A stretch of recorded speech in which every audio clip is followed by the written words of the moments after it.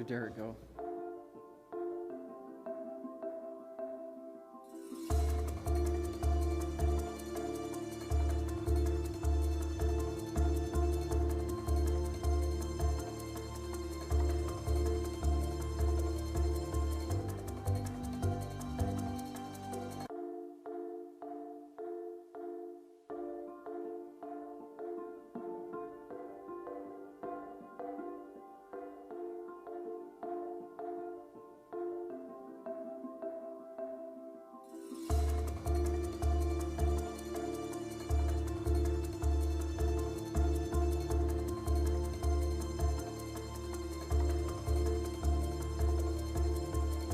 We are ready to start. Sorry for the delay.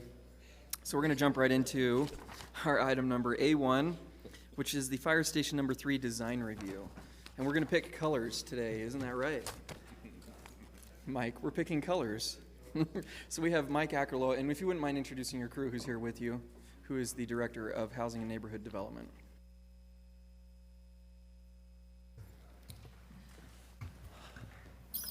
Oh, good afternoon. I have Todd Reeder, who is our capital asset manager, and has been working closely with the fire department, the architect, and finance on the new fire station. Hi, thank you. So I'm here to discuss the opportunity to construct a new modern fire station in the Sugar House area, specifically on a vacant lot that's adjacent to the Forestdale Golf Course. Today we'll quickly run through, I just want to review the design, the community process we went through, and the budget for this, and in the end just ask for any feedback and approval to move this project forward. Real quick, we all know Sugar House, massive growth going on there. It has an impact on all the city services. The current fire station in Sugar House is one of the oldest in the city. The size can no longer handle and support the most current firefighting equipment. So we have a proposal on a new building that's about 18,000 square feet, about twice as large as the old building. This new station will also be designated as one of the 5 branch stations responsible for coordinating citywide disaster relief. Similar to Fire Station 14 that we went through, this is the city's sustainable goals. With this will be a not only LEED gold but net zero standard. So the rooftop with a photo, an array of solar panels will help generate the power for this building. In addition to the fire operations, this building also has 1,700 square feet allotted to the police department to share. So with the police beat in the area, this new station will provide an east side location for officers to write reports. There's an intox room to process drug and alcohol offenses. There'll be a training and education space for the police to meet with community members and just process other neighborhood crime issues. And finally, there's a multi-purpose room that would be used for a command center in case of a disaster or emergency, that also would be used for education, training for police, fire, and then finally it would be available to the neighborhood to use. One unique thing about this station is the neighborhood it's in. It's a very active community, so there was a pretty extensive community outreach that we did, both with the location and then the design itself. And with the location, this body heard we had a public hearing with regard to the removal of open space and make this into public lands. But the design specifically, the architect went to the community council and the Sugar House land use committee, received feedback. Then we had additional meetings with key stakeholders in that community, returned to a community council meeting again with further refined designs. And while this design is impossible to appeal to everyone, I think the design team really did their best to try to get as much feedback as possible and then address it with each further rendition. So what I put in the packets is even a further refinement. I'll just run through really quickly the design. This was the original design. It's the north facade. After doing a code analysis, we determined that the community room on the second floor did not need an egress of a stairs, so we've moved to this type of design, which opens up a little more and gets that natural element coming through. So that's a new one from the design that you saw earlier. The other option, again, working with the interior code, the interiors had changed slightly so that this was the previous exterior for the station officer suite, has now moved to, whoops, to a much lighter, brighter, and we're adding a few more windows in there.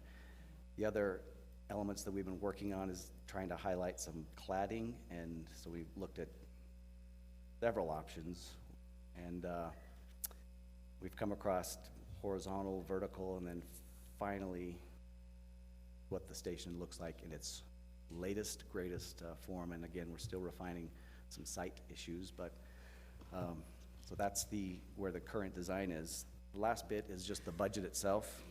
We have presented you with the budget for the cost to develop this. There will be, it's anticipated that we'll have funding from the general fund, which we already have procured. This is impact fee eligible on both the current and the new plan, so there'll be impact fees for this station. And then we also will look at the issuance of revenue bonds by the local building authority. The specifics on the financing comes in a transmittal to you, I think scheduled for the 15th, and we'll talk about financing. So another new fire station is in the air. We hope we've given you enough information to help us with some feedback, and we have representatives from the architect, the engineering department, and fire department if you have any specific questions. Stan. Just want to make sure I understood the target's net zero. The solar array, is it designed for the capacity of the building, or will it have any surplus? It should be, it's the capacity of the building. Okay. I don't know if there'll be surplus. Right now, we're looking at an option to maybe put But it's additional included in the proposal? Correct. Okay, thanks. Any other questions, council members? It's going to be a great looking fire station. I think so. All right. Well, thank you very much. Anything else, Mike? You want to Nope, say anything that's about it? We'll be back in a couple of weeks to talk about funding. Okay. Okay. Well, great. Seeing no other questions in regards to design review. Thanks for being here. Thanks. Okay, on to item A2, which is impact fees. Jennifer Bruner here is next to me, and she is the deputy director for council staff, as well as Ben Lutke. Mike Ackerlow is available. Is that correct, Mike, if we have questions? Fred Philpott, who is the impact fee consultant, and we have, I think, Katie Lewis, who is the senior city attorney here as well. So she's coming down. Great. So we'll just dive right into it, Ben. So there are two items before the council. There's the impact fee moratorium extension and the mayor's recommended impact fee facilities plan. Which would you prefer to start with, Mr. Chair? Let's do the facilities plan. Okay. Sorry, maybe a quick note just before we get into it. The timeline on the agenda has blanks on it. It wasn't filled in with all the information because there's an A and a B, and we didn't know which it would apply to. But there is a hearing set for the impact fees facility plan for November 15th. So that part of the process is continuing. So anyway, sorry, back to Ben. Good clarification. The council has received two previous briefings on the draft, and you now have the mayor's final recommended impact fee facility plan before you. And we have the impact fee consultant, Fred Philpott, here, who has a brief presentation going over the changes in the plan from the draft that you were briefed on in September and the final recommendations you have now. Here comes Fred Philpott. And it should just be plug and play, right, Fred? We never have any issues with, No, yeah, with it's already electronics. ready. I don't even have to plug. Okay. Play. So if you'll pull your microphone up and make sure it's Sorry. on. Alrighty, so I'm going to go briefly over the recommended fees by component within the IFFP and IFA, as well as addressing some of the changes that have been made to the document. Let's start with the updates for parks and recreation, or parks, trails, and open space. There was a correction made to the inventory. There was some open space that had been excluded within the existing facilities inventory, which pushed up the total acreage that was included in the IFFP calculation. That resulted in a slight bump upwards in the park impact fee calculation as it relates to single-family and multifamily dwellings. For fire, we added some additional cost as it relates to the financing mechanism related to the funding of fire station number 3 and number 14. So some additional interest costs was pulled in. The cost estimates were fine-tuned. as well, pushing up the total cost from 26.2 up to almost 30 million. And that includes the additional interest that would be incurred as a result of the financing mechanism. We also made some adjustments with regard to the renovation of Fire Station number 14. That was bumped up slightly from approximately 420,000 up to 500,000. We also removed the allocation of cost for the fire training facility with the understanding that that potentially is going to be funded utilizing general obligation bonds, and so we had removed that. If that were to change, that could be revised in future iterations of the impact fee calculation. So with regards to proposed fees for parks and public lands, the proposed fee is at $5,173 for single family, again, which is a slight increase above what was shown previously. Multifamily also went up to above $3,000 at $3,078. Those represent an 80% increase and a 47% increase, respectively, from what you're currently charging prior to a moratorium. So, what was charged prior to moratorium? Mr. Chair, may I ask a question about this? I'm interested in looking at this, that we are not charging any impact fee for parks for commercial and office. And I guess the pre-question is, I think it'd be helpful for you to define what commercial is versus office. That to me sounds like the same thing. So, or is that, it says retail, but is all commercial retail? Yes, it would include all retail space, so your commercial category would include your retail space. Office is your traditional office buildings. So there are no offices in commercial? No. Okay, According to this, we're assuming that no, those would be separate. So I can see not having an impact fee for parks if it's all retail, because you don't go shopping to go to the park necessarily. But I'm a little bit surprised that there isn't anything for office, because there are lots of office workers who love to go to a park for a walk during lunch or for a break, and they may not be on the swings or at the sand pile, or they might, you never know. But it is a benefit to those commercial properties, or to the office properties, to have a park. So is there, maybe you can help me understand why you didn't think a park was appropriate for that? The statute requires that we only assess impact fees to residential development. Then that would be a really good answer. Yes. Okay. So but many communities argue have many communities have brought that up with specifically with regards to office space and the utilization of park space from employees that may reside in the community. So it's. And then another question I would have is that for single family, we're charging a lot more than for multifamily, and a single family would seem to have less of an impact on park use than multifamily. So Yes, help me understand that. Another great question that's often asked, and it really is based on what we can analyze with regards to population. So we typically look at an impact fee per capita, and that is our level of service, is saying what have we invested on a per capita basis within your community, and then we look at population figures on a dwelling unit basis and looking at single family versus multifamily, and typically single family has a larger household size than multifamily. So based on the methodology that we utilize and the data that's available, that lends itself to this approach, which is on a per capita basis. Because arguably, a single family dwelling, in essence, what you're saying is, they may have a backyard and therefore, don't utilize park space potentially. However, one could argue those larger household size actually utilize developed park space more frequently as a result of programs that are being offered, soccer fields, tennis courts, those types of things.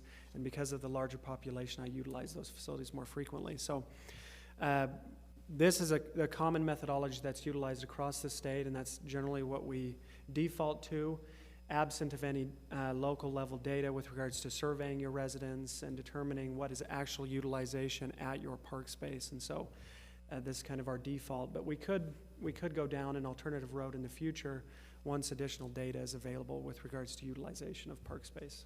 Thanks, that's helpful. Alrighty, so, Could I just ask a question concerning some of the increase we're seeing around what we would potentially consider regional park services? And I'm wondering if there's any accommodation in state code that allows us to do an evaluation of Pioneer Park usage related to something other than residential growth. One of the challenges I think we have is Pioneer, Sugar House, soccer complex. There are several of these facilities that we're providing in the city that are actually getting countywide use. Any mechanism that you're aware of that allows the city to look at ways of capturing impact fees based on a usage per park area? Your model is really residentially based. So there could be two components, I think, to what you're looking at, and regional context from other government entities. So if you're looking at a park that's utilized by more than just Salt Lake residents, for example, and definitely there are mechanisms to potentially share in the cost of making improvements, whether that's through interlocal or some agreement with other government entities to help share the burden of that infrastructure. But there's not any real impact fee opportunity to look at anything other than a residential population within the jurisdiction. That I know of, yes. So we could explore those with legal and also looking at, potential changes to the statute, because this statute does get revised frequently. Usually it's revised to a more conservative methodology rather than opening it up to more flexibility. So You've noticed that, have you, with the state? yeah, so there's opportunities, although it's a slim chance from that point of view. My concern, council members, or parks like Parley's Nature Park, and those areas that we know are multi-use across jurisdictions, and we haven't had much success at getting county participation in management of some of those areas as well. And it would make sense to go to the county and say, we'd like to see some partnerships, but I don't see that being very likely either. There's not really much that we can do to compel them to participate in an agreement like that.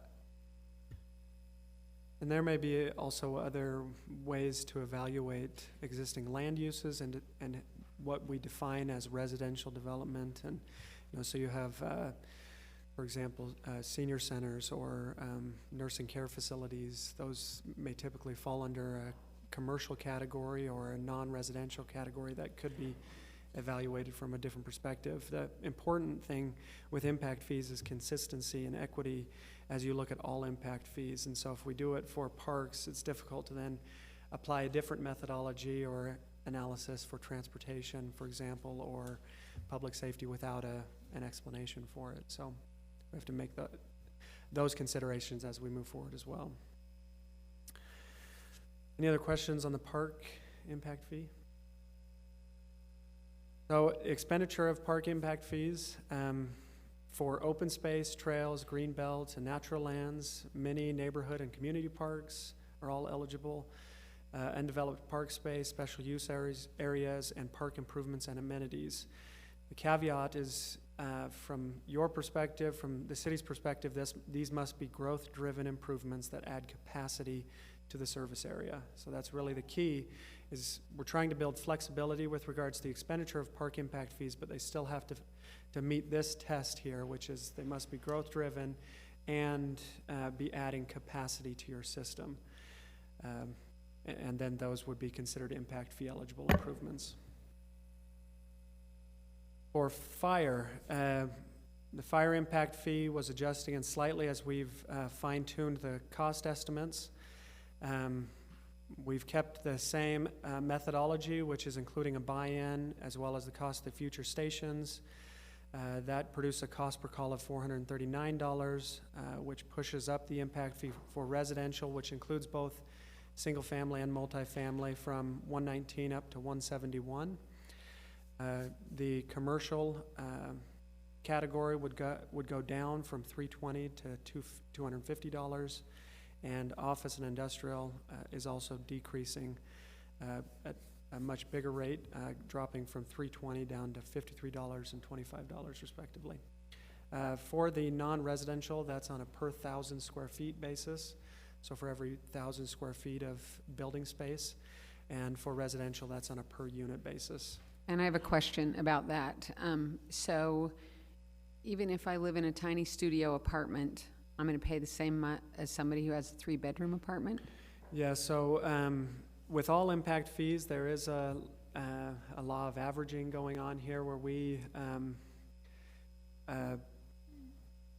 the data that we utilize, we can only get basically fine-tuned to a certain degree. So we evaluate call data and apply that to the specific land uses. But the narrower we apply that land use analysis, the less accurate that becomes, because we're, in essence, having to geocode all of the calls for service that occur within the city and then isolate those to the specific land use types. But you're right, this would assume that every dwelling unit would pay approximately, the same impact fee of $171 regardless of size. If we wanted to get into that further and break out residential, which could be done, we would have to then look at calls for service based on the different land use types and try to aggregate, for example, one bedroom condominiums or studio apartments, then try to aggregate calls to those types of land uses, which is fairly difficult to do. So pretty much we opted this, you chose this direction because you have data to back it up and it simplifies it? Yes, so on both sides of the analysis side as well as the implementation side of assessing a fee, obviously the more complex the fee structure is, the more complex it is to assess the fee and administer that fee on the city's side. And I'm curious to see on fire that it's gone from 320 to 53. That's based on the data of the number of Yes, calls? so in the But it's previous- not harder to put a fire out at an office? Not necessarily, but it's based on the call volume that occurs on a per unit basis. So you may have very large, for example, office or industrial development, which will actually push the cumulative impact fee for that type of development up above a residential property, but on a per 1,000 square foot basis, it's based on the average calls that occur to that type of development. So we've went a step farther in the methodology as compared to the previous analysis, and really allocating the costs that we're anticipating based on the call volume that we've experienced by land use type. So this reflects the call volumes. You can see in the column here, where we look at the ratios. This is the call ratios of 0.39 for per residential dwelling unit. That's a little bit higher on a per unit basis for commercial, but you can see office and industrial per 1,000 square feet experience less calls per unit than the other land use types, which is typical when we've looked at other communities across the state, that they experience this reduced call volume on a per unit basis, and that's the nexus for the calculation of the impact fee. Well, I want to tell you, I really appreciate that you've got all the data to back this up and that this is a data-driven decision. I'm going to back you up just a little bit. In reading my packet, I didn't feel like I had a clear understanding of how a buy-in works. Will you go over that with us? Yes, so a buy-in fee is,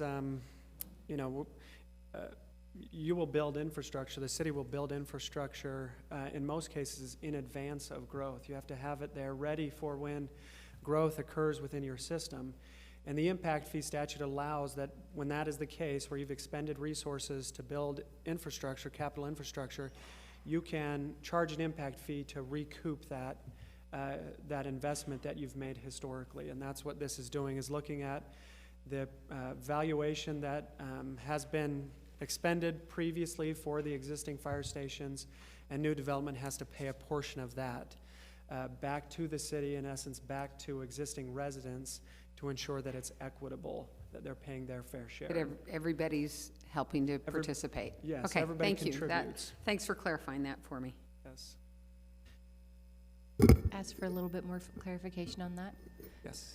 And So for example, with the fire station, we identify the amount of the fire station project that is eligible for impact fees. And going forward, we could be recuperating money from future developments up until that threshold is reached. And then moving forward, we're looking at future development. Correct. So what if at the point at which we finish paying off the new one, the existing one, and start looking at the next one, what if in that time our level of service slips? Are we looking then at a reanalysis and maybe another shift in what we're charging? Yes, potentially. So that's why, we recommend that the impact fees be reviewed on a regular basis. Now, it's up to each community to determine what a regular basis means, but typically that's every 3 to 5 years that the impact fee analysis is redone because of those changes in some of the baseline assumptions. At any given point, your level of service is going to fluctuate. It's a little different as it relates to fire, because the fire department is really striving to maintain a geographic response time, and that's why fire stations are placed where they are. But for each of these, your level of service is going to fluctuate from year to year, because right now we're taking a snapshot as of right now. What is our level of service, and what are our needs within Salt Lake City? That is going to change moving forward, and so I do recommend that it be reevaluated and updated, because cost assumptions are likely to change, and timing of these facilities may change. All of those variables may fluctuate. I know you said typically 3 to 5 years. Is a capital city typical, and is there a recommendation either from the administration or from your report as to how often we should be looking at a reanalysis? I didn't make a recommendation in the report, but I would think, this is again just from my point of view, that you should be looking at these every year with regards to understanding the document and how it applies to your budget and capital improvement plan. If there are deviations that you feel are substantial as you move forward, let's take, because we're with fire right now, let's say the fire station that we're anticipating to build, which we're saying is $12 million, let's say that were to change to $24 million. I would update the impact fee facilities plan as a result of a change like that. Say, okay, we've basically underestimated what it's going to cost us. We need to capture that in this document. It doesn't mean you have to update the full document. You could choose to update a single component within this document. So we could tackle fire impact fees separate and come up with a new IFFP and IFA for just fire facilities. And then you could tackle park at a separate point. Just a note for staff that I would like to, maybe we would all like to hear from Mary Beth and John about existing capacity in our finance department to look at impact fees, our entire facilities plan as often as we might decide to do, if it is an annual thing, and make sure that we have resources for that department going forward to have the capacity to do these kind of updates. And maybe Mary Beth wants to talk about it right now. Come on up. In addition to that, we've had some conversations about how to incorporate impact fee analysis in all of our CIP projects and in our annual budget projects. So if you have a mechanism for looking at how we might incorporate that so we don't miss, in particular, impact fee eligible projects, I'd love to hear what that might be or what you might need to do that. Okay. So I'm not exactly sure what the analysis is going to entail, because I just barely got this last week, so it's going to take a little bit of time. So let me get back with you on that. We can always schedule the time for the analysts in order to update this on a yearly basis. We have a lot of cost analysis that we have to complete right now. The analyst auditors are spread thin with internal audits, ongoing internal audits, and analysis, and then fraud, waste, and abuse audits, so they're always spread fairly thin. We always try to complete 4 or 5 cost analysis every year, but impact fees, business licensing, permit fees, those are always big, and they're going to take at least 3 full-time FTEs to complete that in a timely manner. So you could get back to us too at future budget amendments, but I just wanted to put out there that we want to make sure that we are equipping our administration to use impact fees, to forecast use of impact fees, to make sure that it's not feels like an afterthought that we have to ask, did we consider impact fees for this project, but that it's built into the process before it even gets here. So just to throw that out there to you, whether it's in the 2017-18 budget or in a budget amendment before that, I'd love to hear back. Okay. Thank you. And then Stan, we are working on that right now. That's something that Mike Ackerlow and I have been working on, is developing something that shows all funding sources, including RDA, CIP, and impact fees. It was something that I was surprised wasn't already created, so I'm working with RDA, Mike, and myself in order to create that all-encompassing. So every time we bring you a project, you will be able to see the CIP, the impact fees, and RDA funding that is eligible for those individual projects. And I appreciate that was incorporated in the Fabulous. CIP later in the year, this year, so I appreciate that. Is that a function that should reside in your office? Is that a coordinated function? I mean, I think you could make an argument that that could go to hand for CIP projects, but my concern is that we saw the same thing in RDA this year, where several projects were in the RDA proposal, but there wasn't a connection to impact fee eligibility. Right, so when you brought the information pertaining to RDA, I'm actually the one that went back to Todd Reeder and said, are these impact fee eligible? So I was kind of bird dogging, which is what I would call it, is bird dogging. I don't want to have to bird dog all the time, right? I want to be able to. Just welcome to our world. We don't want to be the ones responsible for saying, is this impact fee eligible at the end of our process? Right, So- but I do think that we're always going to have some of that, right? And I think that it's going to lie in finance, because I think that they are the hub that's going to connect RDA, impact fees, and CIP. Thank you. And I wasn't implying, I just wanted to make my statements clear with regards to the official update of this process. This document doesn't necessarily have to occur every year. It just, as you're discussing, should be a part of the process each year to say, are we still on track with regards to what was shown in this document? And if so, we may not need to trigger an update that year. But if there is a deviation from the costs or assumptions and it appears to be meaningful, then that could trigger an update to one component or all components of the impact fee, and that would trigger an update to the document. And I think also we'll add to our sort of list of items that we asked to be addressed in each budget amendment, and we've discussed it in the last budget amendment briefing, the balances of the impact fee accounts and a review of all the projects to see if they're impact fee eligible. So I think even just sort of those, kind of standard processes, institutionalizing that, and I know that the administration's really embraced that too, so I think it'll become more of a habit for everyone, hopefully. As it relates to the expenditure of the fire impact fees, we do have, again, a buy-in component, which is a recoupment of the investment that's been made historically, and a portion that is related to new facilities. And so the impact fee can be expended as such, where a portion can be allocated as a buy-in, and then a portion of the impact fee could go to help pay for these new facilities as you collect them. Again, we're showing these as new facilities, but we're already in the process of constructing and planning and designing these facilities, acquiring land.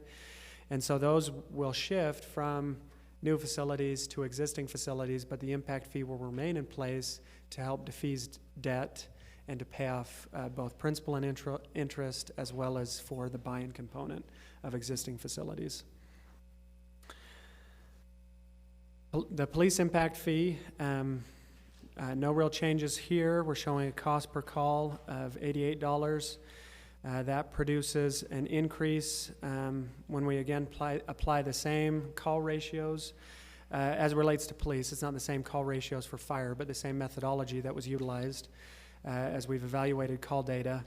That gets us an impact fee for residential at $59, which is a 43% increase.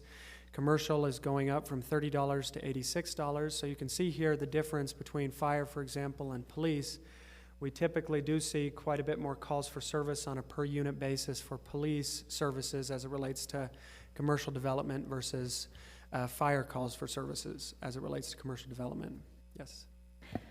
Mr. Philpott, I wonder how properties like the Walmart on Hope Avenue in my district that has a disproportionately high, in my opinion, number of police calls out to it factored into your analysis of the cost per call for all commercial properties.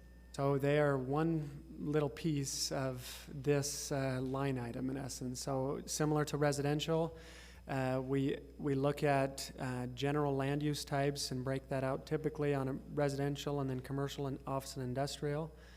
And yet, they're one little piece, but they're a giant piece Yes. of the calls in our district. For Yeah. example, to the tune of about 12 times a similar commercial establishment. So just by sticking them into the average, doesn't that skew the average and end up spreading the cost per call amongst all other commercial businesses because of yes, their it- management technique? It does, and that's definitely an issue that is faced in many communities.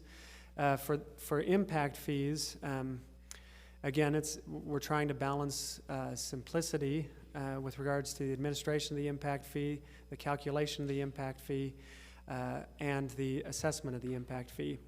So when you look at it, commercial, for example, it's a much broader base. So a blip in commercial for a single development produces a minor change across the average. Again, a single business is going to affect the broader base marginally. But individually, when you look at a specific business and you compare that to other businesses, they could appear very disproportionate. There are other mechanisms to address that. We talked about this previously. Again, impact fees, we're trying to allocate capital infrastructure, the bricks and mortar component of investment. Business licensing and the disproportionate regulatory fee under business licensing may be a mechanism to evaluate the impacts of specific businesses on operations and maintenance within a community. So looking at the day-to-day services that are provided as with regards to officers that are responding, time response, and all of those things. Typically, that's where we evaluate that, is looking at the disproportionate regulatory and disproportionate cost for service fee under the business license structure. This is our biggest increase, isn't it? The 186% on commercial police impact fee? Yes. Can you give us some background a little bit to how this one is so much higher than all of the others? Yes, it has to do with the methodology that's being applied, which we feel is more defensible with regards to actual impact on the system. And so the previous analysis lumped commercial, office, and, well, all non-residential was classified as the same. And that's why you can see under existing impact fee, you have a $41 for residential and then $30 for non-residential development. We typically look at, in order to determine what is equitable, we evaluate the calls for service and look at aggregating land use types and applying a call ratio, which you can see there for commercial. On average, again, using a couple years worth of data, on a per 1,000 square foot basis, we'll have on average almost one call per 1,000 square feet. And when you look at the other development types, those are much less. And so that's how we evaluate equity and determine how we're going to allocate this capital infrastructure is based on the calls for service. And that wasn't applied in the previous study. It was a little bit more high level. And so we're having a bigger deviation for commercial as a result of the call volumes that are applied to those land use types. I'm going to go out a little bit further than probably is within your wheelhouse. But for us as budget folks who oversee this and set policy for the city, when we see such an increase as that, should we be looking at these capital investments to increase police deployment and ability in commercially centric areas? In other words, should we be looking at commercially rich, residentially low areas of the city to have another precinct, or to have strengthen our police resources in those areas? How do we translate that number into service? Yeah, that may be outside my wheelhouse, but that is another reason why cities look at these other avenues with regards to the disproportionate regulatory fee under a business license, is to say, let's make sure we're capturing the cost under the appropriate mechanism, and then if those fees need to be adjusted, for example, that may produce some additional revenue to look at policies that may either respond to some of that or provide resources to help manage the differences in call volumes. I think there's a variety of policies that can be adopted, but what we typically do is evaluate the fee structures or the tools that are available to collect revenues as a result of the impacts that occur on the system, which Thanks. again goes back to the business license component. Thank The expenditure of police impact fees is similar to fire. We're looking at an expenditure of impact fees as it relates to a buy-in component, as well as the construction of the Sugar House precinct. So impact fees are intended to be expended for those uses. You'll notice that for these, public safety and for transportation, it's much more specific as it relates to expenditure of impact fees, meaning we do have a buy-in in some cases, but we also have a list of capital facilities that are intended to be constructed. The impact fees are going to those facilities, as well as that, again, that buy-in component. I also want to put a little asterisk here in that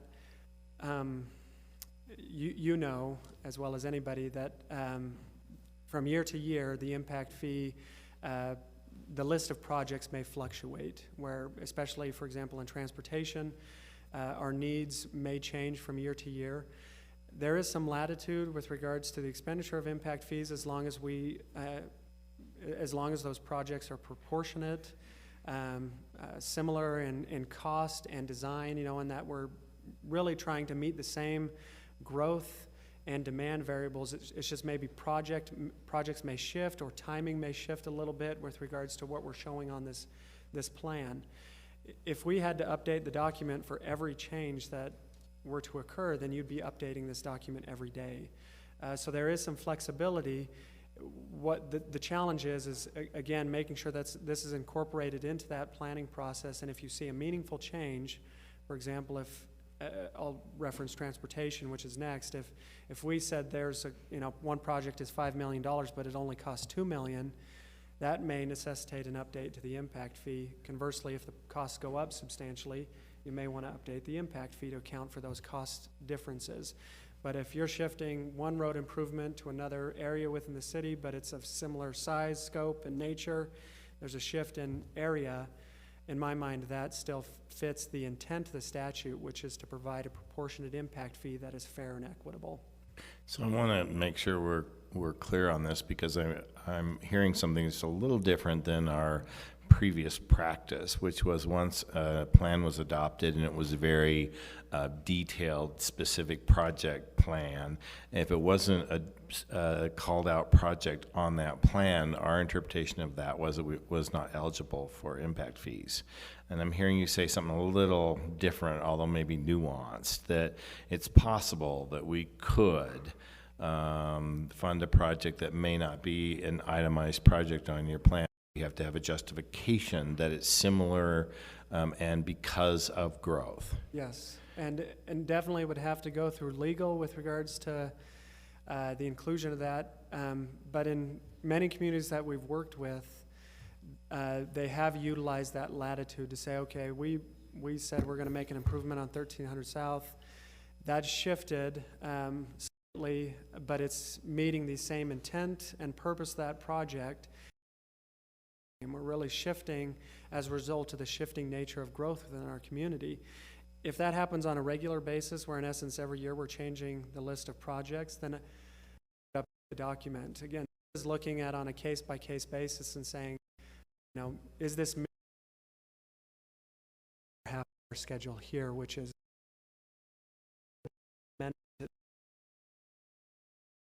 very much council really need to build into our plan as we move. You've done a great job helping us to understand.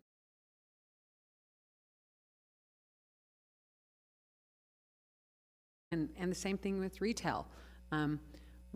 It's higher, but help us understand the methodology so that when we talk to constituents and they look at this chart and they say, whoa, that's a really big break for people who are using the roads but don't pay anything. Yes.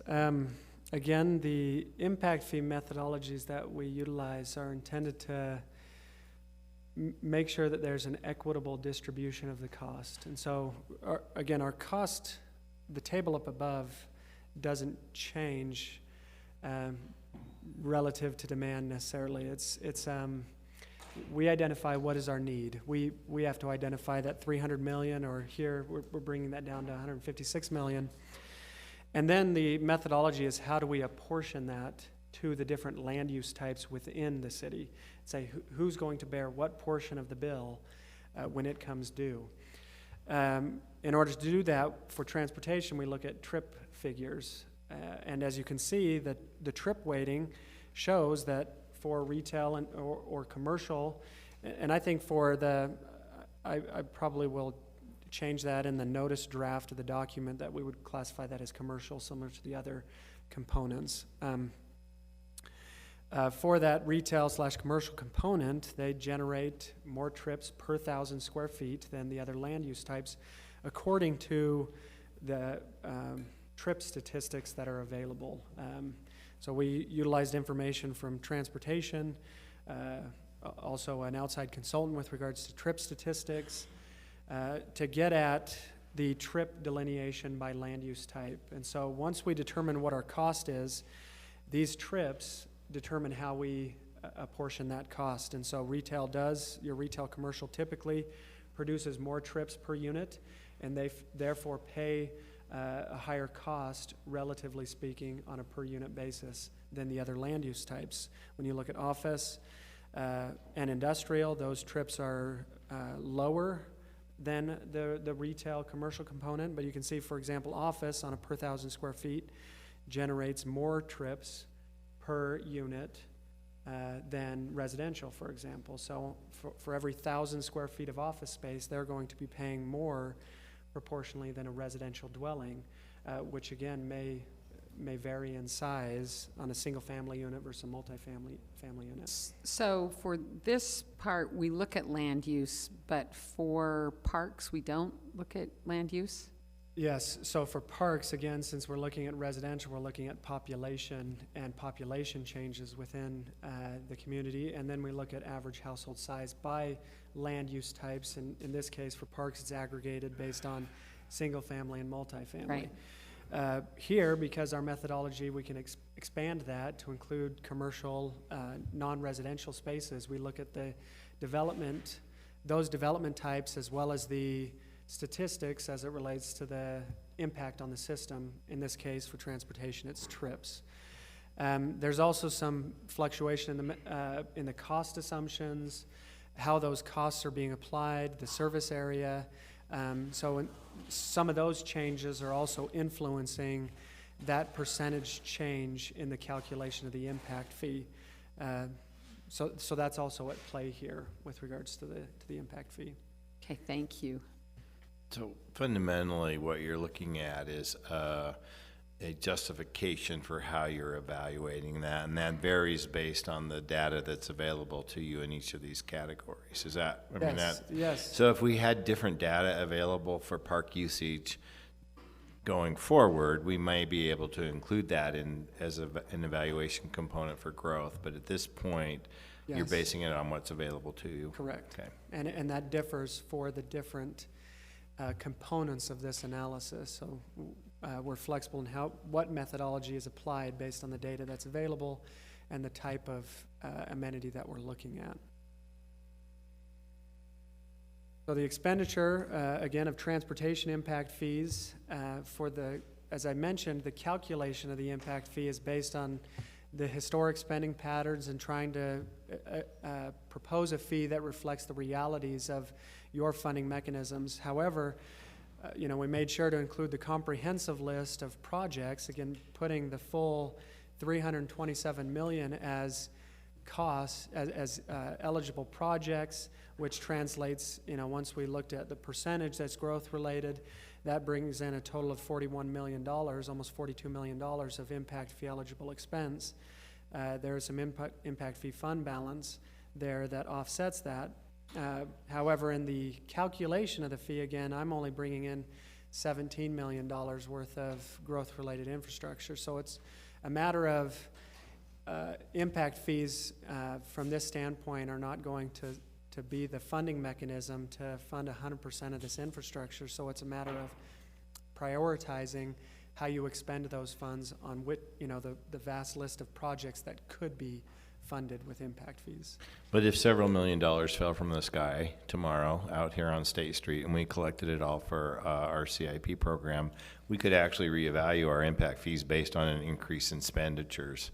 Correct. There, okay. Yes, so many communities are looking at alternative funding mechanisms, whether that be through transportation fees, additional tax increases, other mechanisms.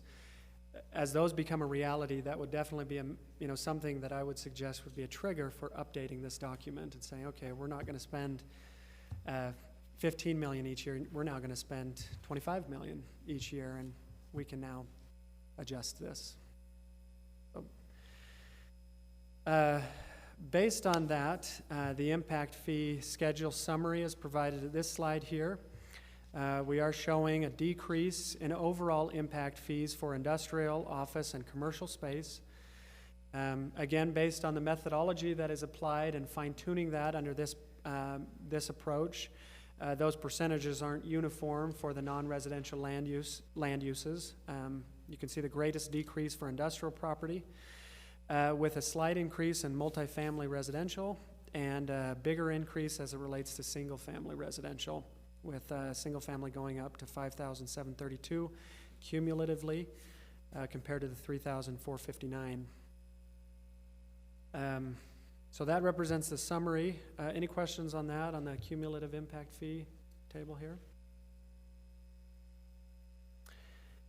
Next steps, if we are to hold a public hearing on the 15th, we would have to complete all noticing requirements by Friday of this week, November 4th.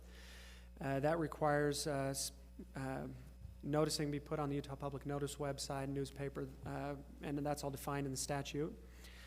We would hold a public hearing on the 15th, and it's up to you. I've presented those in the public hearing setting. In some cases, they don't want me to present, so I am available for whatever the city needs with regards to the public hearing on the 15th, if it's to be held then. You have the option to adopt, modify, or reject the proposed impact fee ordinance that would be before you on the 15th, and then the 90-day wait period becomes effective for any increase in proposed impact fees as defined in the... So there's a little interpretation issue around that increase versus a decrease.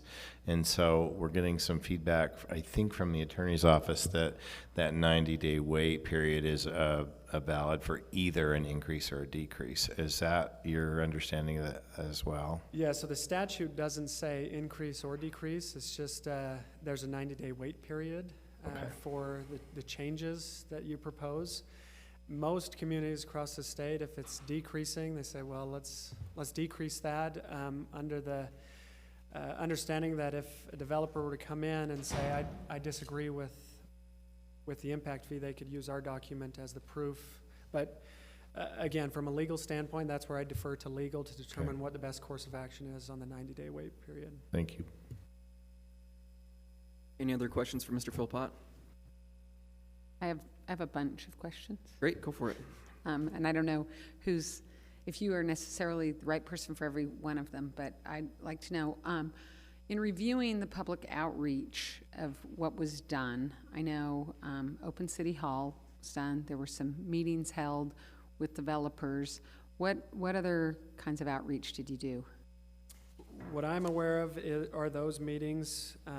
We the open public meetings, we had 2 open houses. We also sat down with the Downtown Alliance to review the findings.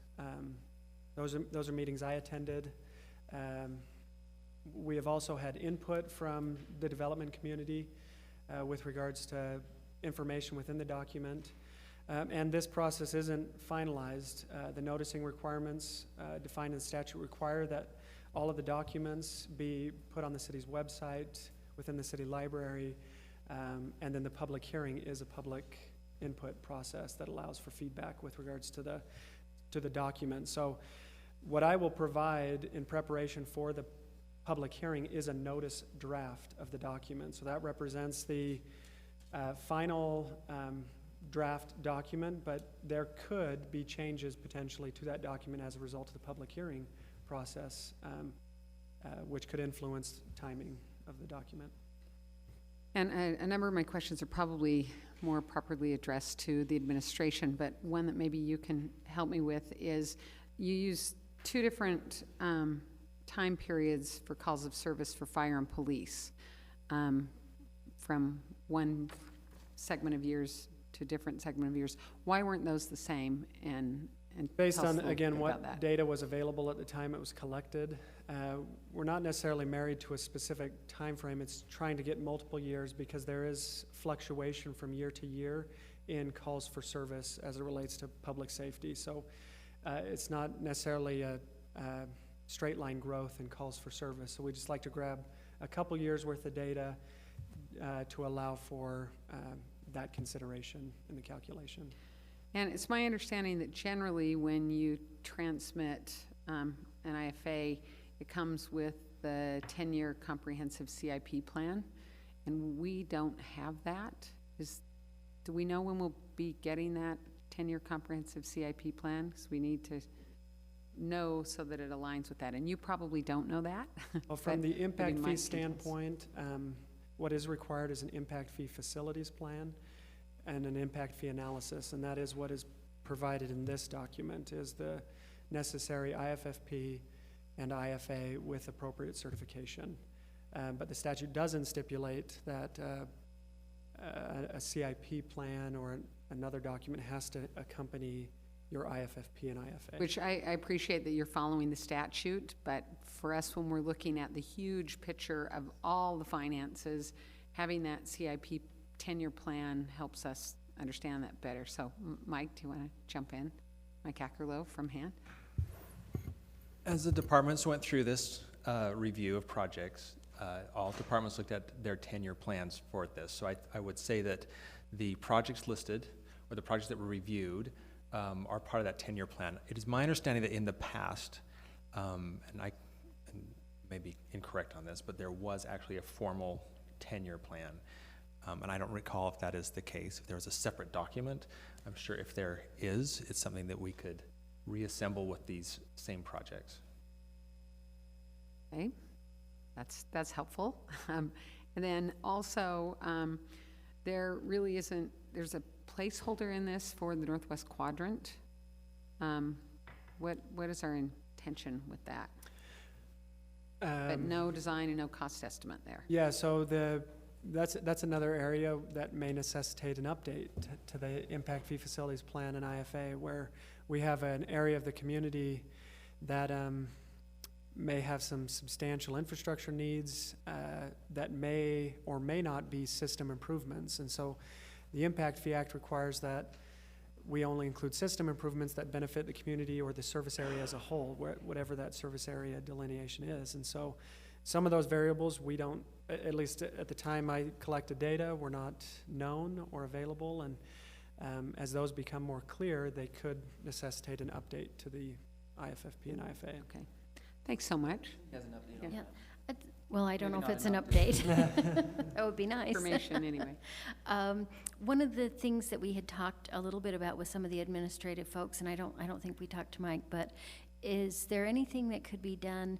It seems pretty obvious that there will be growth in the Northwest Quadrant in the prison area, and is it possible to put together some reasonable, appropriate, conservative estimates and include them in this plan in some way, because it's so expensive and so labor intensive to go through a whole process when we know now, without question, that there will be improvements needed in that area that are directly related to growth. Yes, I have had communities look at providing assumptions with regards to development, future development. The whole impact fee facilities plan and IFA process is a matter of making assumptions with regards to the future.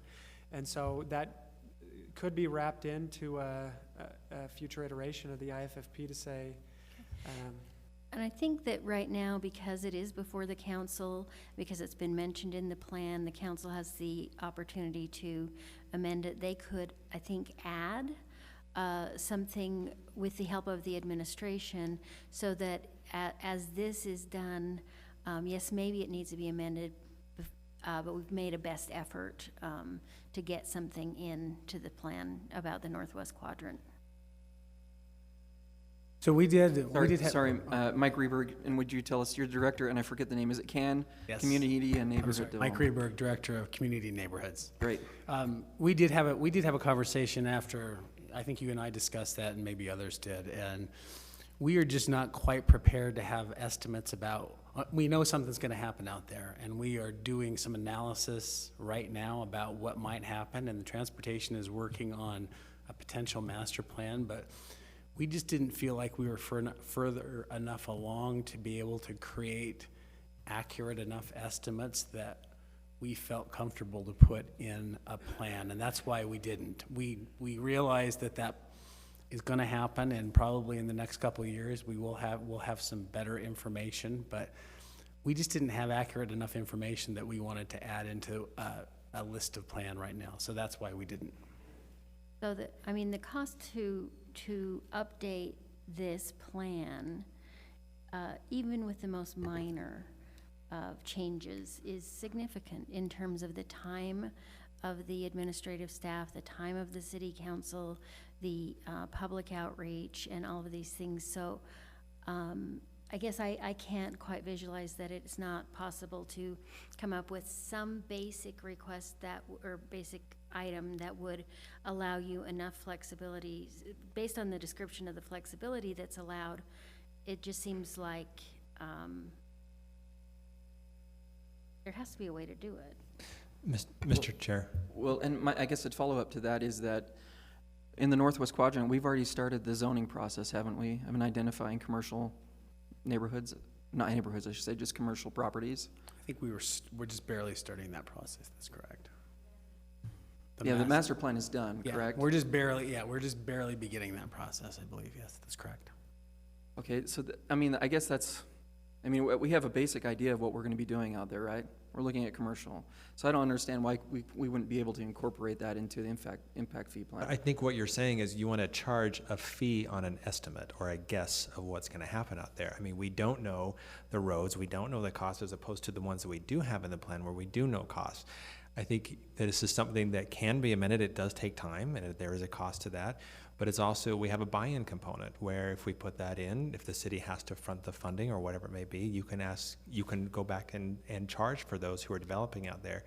I think with our concern or the feedback we've gotten from you all about not spending impact fees in a timely way, to start accumulating fees and not having a place to spend them based on what we think may happen out there, may put us in a situation where we got a lot of public pushback on not spending our fees.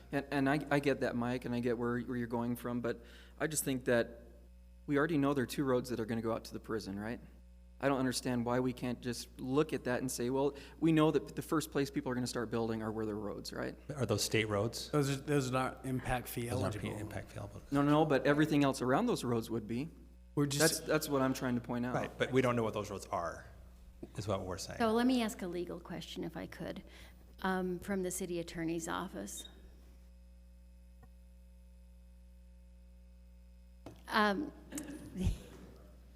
Sorry, but is the city council legally entitled to gather information and to include something in this impact fee study.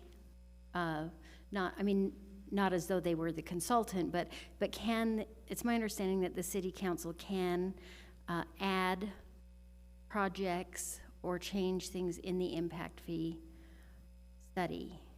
Correct. Thank you. So can I ask a couple of questions? I know that there is some conversation about what's going to be state funded, what might be tax increment funded, if that's a possibility, what might be impact fee funded.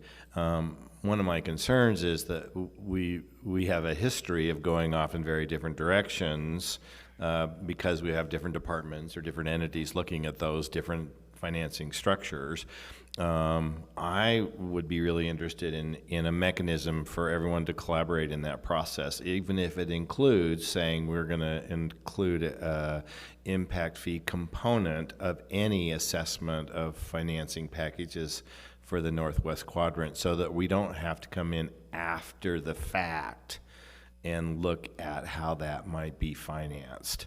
I'd rather see us using the momentum we're capturing right now in a study that's current to say, here's what we can reasonably anticipate, and then ensuring that we've incorporated that impact fee component, whether it's a consultant or whether it's staff driven going forward, in any evaluation of financing options for the Northwest Quadrant. Is that a possibility? How would that work?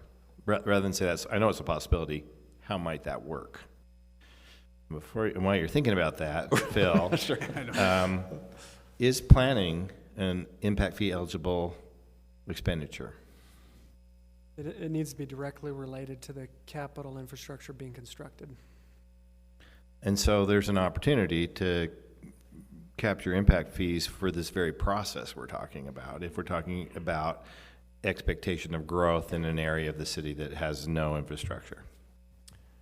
Yes, in those cases, we typically have to, again, apply proportionality and make sure we're only accounting for that, but the statute does allow for engineering and planning related services that are directly related to the construction of the improvements that we're listing in the plan. It's my understanding that the state is looking at quite minimal development. Yeah, let me, can I have Jeff? He's in negotiations with the state right now, and he can tell you exactly what's happening in some of the situations that might help this conversation. That's great. Jeff Snelling. Thank you. So currently we are working with the state, and as Mike said, we are negotiating with them as far as what infrastructure they are going to provide, both within the Northwest Quadrant and away from the Northwest Quadrant, utility upgrades to support the prison itself. So those negotiations are ongoing. The state is currently looking at land acquisition. They're negotiating with property owners. We're looking at what, as far as like a roadway section, what is necessary currently to support what's needed at the prison. And then we have a plan forward for, as properties develop, what developers would be responsible for within those two roads that we're speaking of. The city in the past has had a very successful policy of having development pay for development as far as the extension of roads and utilities. In this situation, there may be some opportunities outside of that, which I think should be considered. But at this time, we're still within some real preliminary engineering processes, and negotiations with the state is what's appropriate. Negotiations with the state is what's appropriate, did you say? No, to determine what infrastructure is needed at this time. Okay. I'm sorry. I think if you were to get an outside consultant to look at this, you could come up with a formula if you chose to put it in. You could present it to the impact fee consultant and go from there. I think that waiting on something this huge puts you at risk for missing opportunities to charge impact fees. And I know that's not, Well, not only that, but it prevents, well, at least it protects us too from having the state step in and telling us how we're gonna develop out there. I mean, it's just one more thing. We've been at the RDA trying to get a created project area out there, and we're still trying to do that. So I feel like we're behind the 8 ball, and we have the legislature coming up, and if we don't show progress, I'm afraid that they're gonna step in and take control of what goes on out there. It's a real worry of mine. So some important considerations with regards to the impact fee statute as it relates to that dialogue is service area, ensuring that the proposed projects or this area is in line with what the IFFP is suggesting, which is a citywide service area. Also, as Jeff mentioned, developer versus system improvements, and ensuring that what we assume is a system improvement that benefits the community as a whole and not a specific development within the service area. And so those considerations have to be applied, because I know there's some discussions as we've gone through this process with regards to those very issues and specific development improvements and how those are assessed to the service area as a whole. So those are just considerations as you ponder over that. Any other questions for Mr. Philpott? All right, Ben, we're moving on to the other item. Thanks, Mike. Thanks, Jeff. Thanks, Mike. And Margaret, who is here as well. Did I miss anyone? Brett, I just want to make sure you hear how much we appreciate how thorough you were in this process. It's been refreshing, so thank you very much. As well as understandable. Thank you. Fred could have a future in politics, you know? Hope he didn't hear that.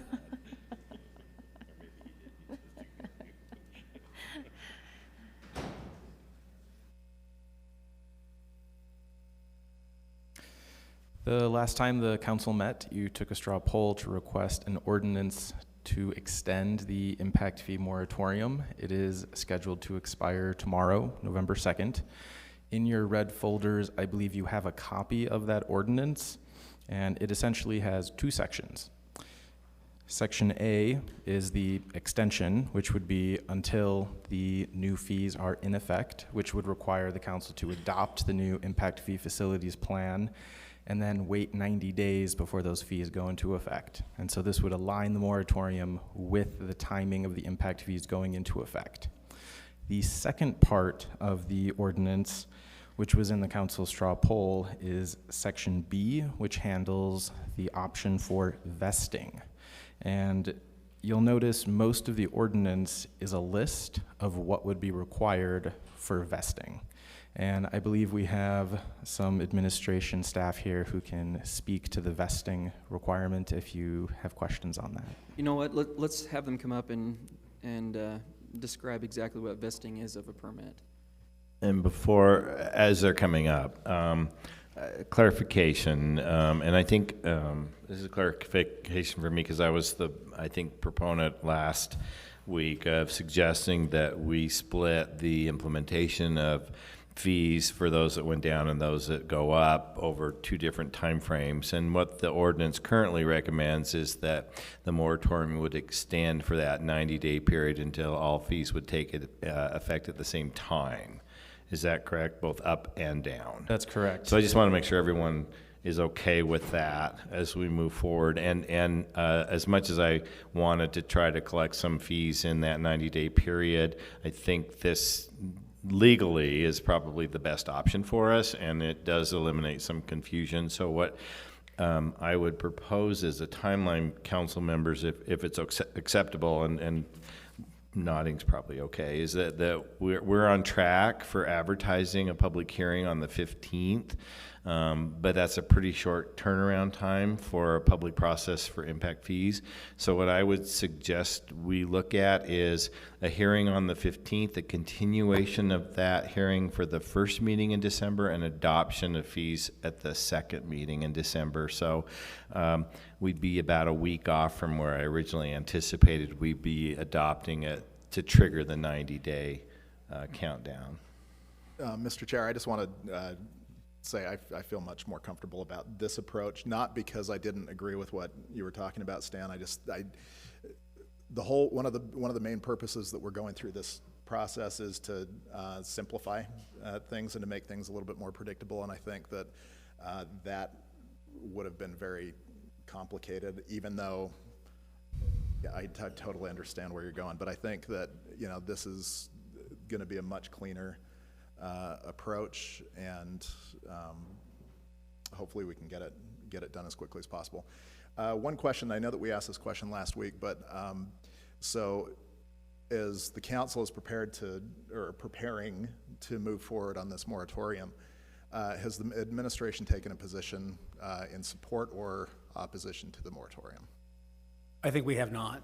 I think we are willing to accept and move forward with any position the council takes. I think what we want to talk about today is the vesting piece of the ordinance before you, and offer some thoughts on that and answer any questions on that.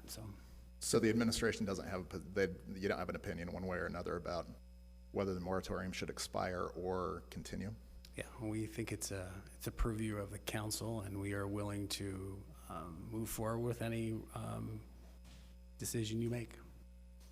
Does that mean support whatever decision we make, that you're? Yeah, absolutely. We'll support supportive of we'll what our support decision is? and act upon the decision you make. Absolutely. Thank you. That is correct. That's great. So then I guess, Mike, we'll just throw it to you and tell us what vesting of a permit is. Well, I guess takes. so we actually just saw the ordinance for the first time today, and you know, the vesting component of the ordinance is based on the idea of once you get an application in, you have vested, and you vested in no matter what time that is before the next moratorium ends, you will get essentially the waiver of, you'll get to have the moratorium, the fee waiver, as long as it takes to get through the application process. That's a change from the previous moratorium in which it was permit in hand.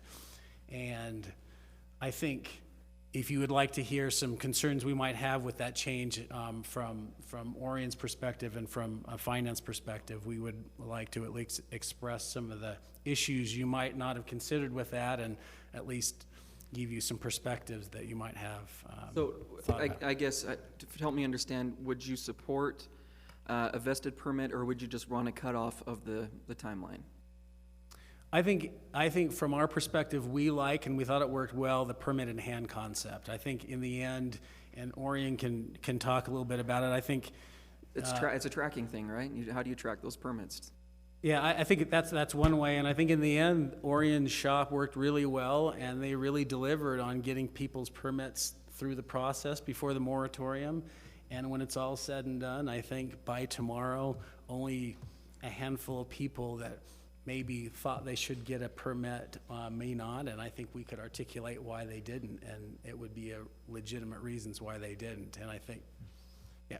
Mr. Chair, I'd like to hear that rationale from Orion, but I'd also like to hear from our attorney on any risk the city might be exposing itself to if we don't specifically address a vested interest versus a permit in hand. And that might take some time, Margaret. I've got a quick answer for you. We don't think there are true legal risks, there are political risks. Well, thanks for kicking that right back. How has this past year been, Orion? Has it been awesome? I love attorneys. You bored, Orion? Listen, just a couple of things to consider when it comes to vesting. With consideration for state building code and also for city ordinances, a permit that becomes vested based upon a complete application could bounce around in our system for up to 3 years. And then at the end of that 3 years, which the ordinance is specific that you can have no other extension, you'd also have a 180-day period to wait with no action before the building official could declare that null and void. So if we do the vesting the way it's proposed now, you could be offering suspension of impact fees for 3.5 or close to 4 years, which is big implications on the amount of impact fees we collect. And also, it does cause us a little more administrative work to track those. But, you know, we have that pretty much figured out. So I think that the council really needs to consider if they really want that much time period to elapse while we're still including those in a suspension of fees. So Arian, is it your sense, based on your experience with this current moratorium and the way it's expiring today, that you're comfortable with a permit in hand concept at the end of the 90 days after adoption of the ordinance? Yeah, and you know, it was really my staff is the one that did the great sacrifice to get those projects through the process quickly. And a lot of those customers were allowed to phase their permits, which makes almost sometimes double and triple the work for us. But, and I've talked to that staff. And so I think it's probably a little more impactful on them if we have to track them if they're vested in the system versus if we just had a, you know, pull off the Band-Aid quick situation. And I think just anecdotally, take this as just my opinion, it makes perfect sense to wait to extend the moratorium until the new impact fees are adopted. Because we know, based upon Mr. Philpott and his very professional presentation and your excellent questions, that the previous impact fees had issues. So to go back to the old fees is really not an option in my mind.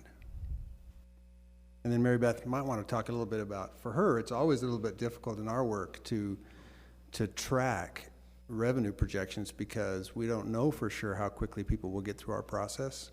So they pay the plan and review fees up front, which is 65% of the building permit fee, and then they may not pull that permit and pay the rest of the fees, including the impact fees, for up to 3 years. So it makes it difficult for them to predict revenue and for us as well. Mr. Chair?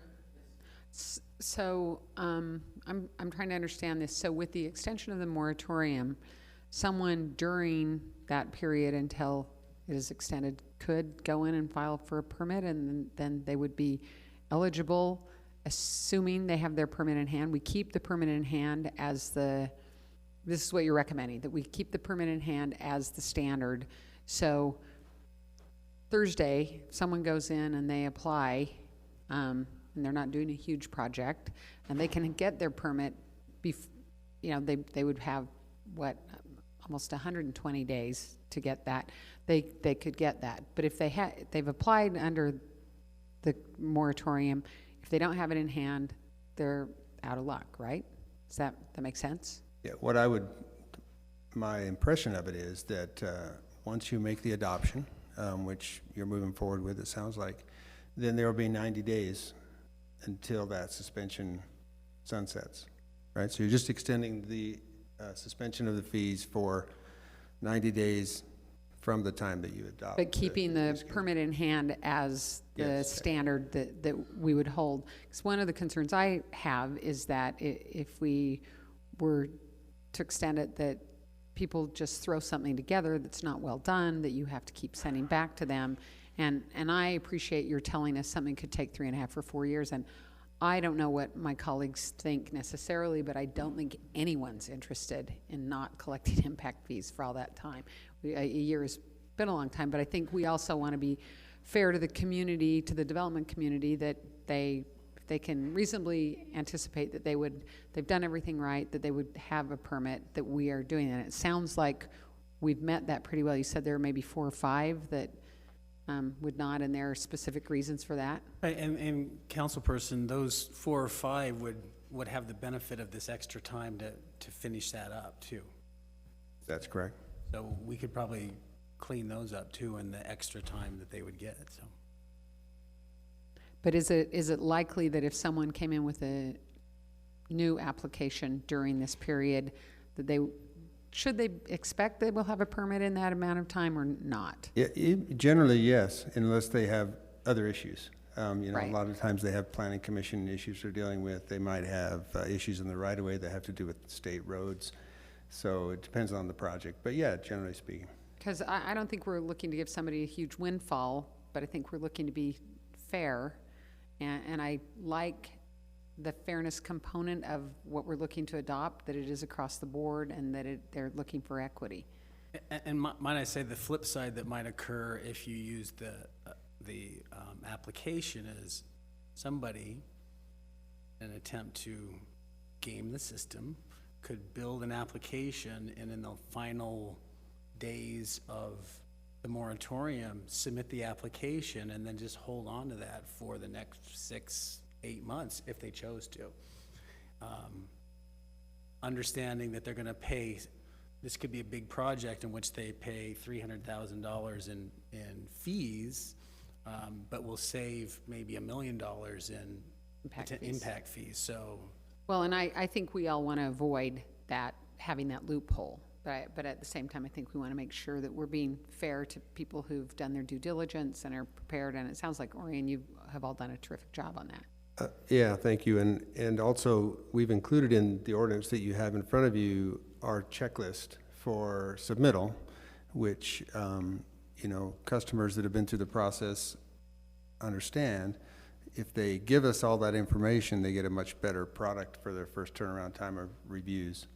And also, that checklist was vetted in an ad hoc process. So developers, architects had input to that when we put that together, and everybody agreed that it was reasonable. So that will have that in the ordinance, which would be a benefit, I think, to everybody.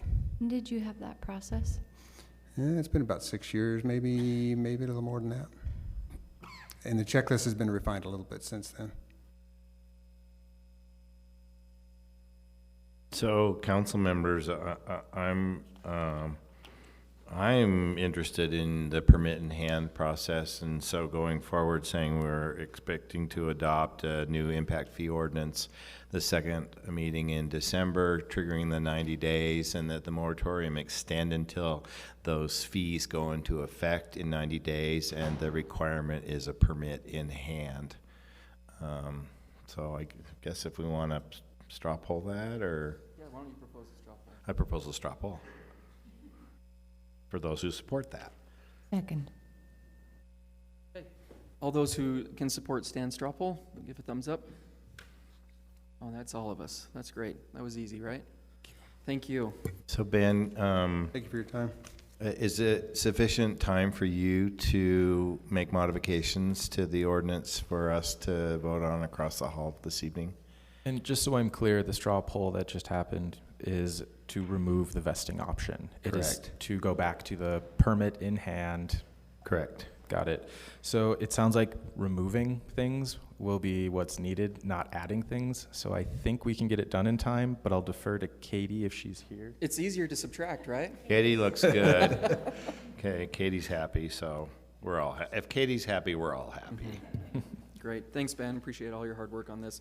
And Orion, to you and your staff, I know this past year has just been inundated with permitting, so kudos to you and your group for the hard work that you've done. So, transportation, I'm sorry, we're going to take a quick 10-minute break, and then we will come right back. Thanks.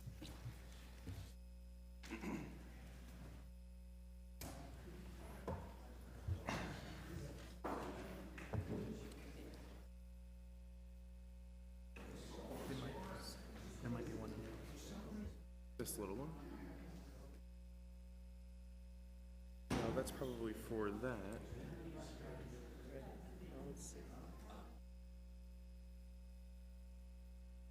I think it's Logitech, so it's for that. So maybe take it out. And use that. So he's got A PowerPoint? Yeah. on the jump drive, so we took out the mouse to put it on and then. That's good. Okay. Was there another spot? Can I download it onto the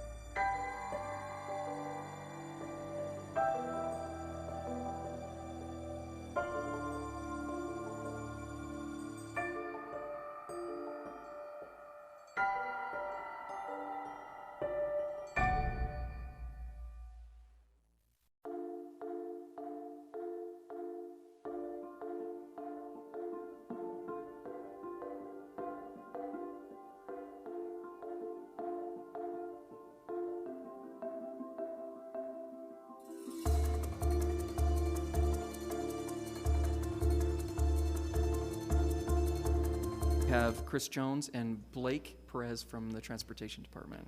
So we're just gonna, unless Russell wants to start us off. Oh, just real quickly, Mr. Chair, that we're almost reaching the midpoint of the fiscal year. So I think this is a good update on one of the programs that's funded in the non-departmental budget. Okay, great. All right, Chris and Blake. Yes, good afternoon, Council. I wanted to introduce Blake. He's our Special Programs Analyst in the Transportation Division. He focuses on transportation equity and programs and efforts that help our division be more equitable to the community. The Hive Pass is one product that allows us to do that, and it's in consideration of the fact that most people who use UTA system in Salt Lake City are taking shorter trips than folks who do not live in Salt Lake City, but they're paying the same price for their pass. So we have the Hive Pass. Blake has been our coordinator for a year and a half now, doing a great job. We wanted to provide you an update on the program and have a conversation about some of the next steps that we'd like to look into. I'll hand it over to Blake. Thank you, Council. My name is Blake Perez. I'm the Special Projects Analyst for Transportation Division. I'm here to discuss the program, Hive Pass program update, and to share some strategies to offer more transit options for Salt Lake City residents without an increase in budget. Here's a brief agenda. We follow the typical flow, or the flow of the transmittal that was provided for you. We'll do background, marketing, and outreach strategies, program evaluation, key findings, next steps, and then we'll leave some time for questions and discussion. So the way that the product, or the program that it is right now, it is $42 a month for unlimited rides on all bus, tracks, and streetcar service. This is a month-to-month service. It's good for the calendar month, so from the beginning of the month to the end of the month. To pick one up, you do need to go to one of our 3 sales locations, provide 2 pieces of mail or a lease agreement, and 1 photo ID. All of the information is on our website, ridewithhive.com. Furthermore, you only need to come into one of our sales locations the first time. You can set up automatic payments, pay over the phone, online. If you do want to go to one of our sales locations afterwards, you're more than welcome to do so. Additionally, we have what's called the Hive Pass Will Call program. This is an opportunity for service providers to offer transit services to their client. To date, we've worked with the Road Home, Crossroads Urban Center, VOA Youth Resource Center, YWCA, and DWS. They are able to open up Pubs Will Call accounts and fund these accounts and provide transit passes for their clients. They have access to what's called a state voucher pass, which is $360 a year, and it's unlimited rides on all bus, track, streetcar, and front runner services. That UTA makes that available for service providers. Additionally, that does not count against the Hive Pass budget. Recently, the Hive Pass Will Call program was awarded some CDBG funding, which allowed for 24 state vouchers for clients at the YWCA and 23 state vouchers for clients at the VOA. Currently, we are getting those passes out, and I got a great email from YWCA. Some of their clients were in tears about the opportunity to have these passes, so it was really neat to hear some of that. Here's an overview of our marketing outreach over the past year and a half. We developed an I Ride with Hive campaign. We actually used 6 Hive Pass holders, part of the campaign. We did traditional and digital print, advertising on UTA buses and tracks, underwriting on local radio, tabled local events, presentations at community council meetings, and we did some advertising on transit apps. We also did posters throughout local businesses and throughout the entire school district. So here's some program evaluations and sales. So total Hive Passes sold to date, we are at 2,815. Our total active passes for the last month was, for September, was 1,285. So you can see on this graph, the blue bar indicates the total amount of passes sold. The orange is the active passes per month, and then the gray is the deactivated passes. So right now, we do have more deactivated passes than we do active passes. So part of one of the feedback that we got back from the pilot year was people did not want to do a year-long commitment. They wanted to pick and choose the months that they wanted, so we made that adjustment. I have a question on those numbers. Sure. And maybe you'll break it down, but I'm wondering about, well, first of all, it's pretty awesome, consistent growth in the total numbers sold. I'm wondering about repurchase numbers. Of the total numbers sold, how many of those do we see again and again? And are we reaching, if we looked at where the marketing began? Or do we see that we're reaching new clientele and that we could attribute growth in numbers to that? I can answer that in a number of ways. So just to clarify what you're asking, are you interested in learning more about how many people had a deactivated pass and coming back on? No, how many repeat buyers we have? Oh, okay. Or how much of a new market we're opening up? Early on, right now, we're not seeing very many Hive 1 holders coming back on. That was during at the beginning of last year when there was a new, when we just relaunched the program. I believe 60% of the Hive 1 holders came on to Hive 2. And I think you're also asking about of the increase over month to month. These are typically new Hive Pass holders, where if people reactivate, they don't count as a new sale. If they do lose their pass and don't come and say, I lost my pass, then that would count it as a new sale, and we don't have a good way of accounting that they're not a new pass. They're picking up a brand new pass, but they communicate to us. That's probably a small number, exactly. relatively speaking. On the same chart, I'm sorry, forward, it looks like we've peaked and tapered off in active. I mean, it's been going on for about a year now. Have you correlated this with your advertising or your promotion? I mean, are you still in a promotional phase? Did it peak a year ago? I mean, how does that relate to any marketing you may have done? We saw the highest sales amount right after our I Ride with Hive campaign came out. End of August, beginning of September of last year, we saw our peak sales from there. Since that time, it has been pretty consistent. Right now, we're averaging about 30 sales per week. Typically, with the pass being good for the calendar month, our sales peak at the beginning and end of the month. So we have really low sales during the middle of the month. And so yes, there was a big jump in sales. We don't really have a lot of promotion marketing out right now. You may be getting to this, but have you expended your marketing budget, or do you have still some availability there? We have some availability. We are currently in the process of coding for online sales. Okay, thanks. I have a couple Mr. more Chair? questions. Sorry, go ahead, Lisa. I'll jump after you. One of the things I absolutely love in this transmittal is seeing that almost just a little over 39% of people who took transit because of the Hive program were new users. They had not done it before, and that there was really a shift in travel behavior because of this. I think that is just speaks volumes. That's the good news. The bad news is, I have to tell you, I think I pay attention, and I never saw I Ride the Hive. And I follow buses, and I am out running all the time, and I, out and around, and which leads me to wonder if we didn't help you have a big enough budget to make a splash. Because I don't think I'm in a coma most of the time, but some people would argue differently.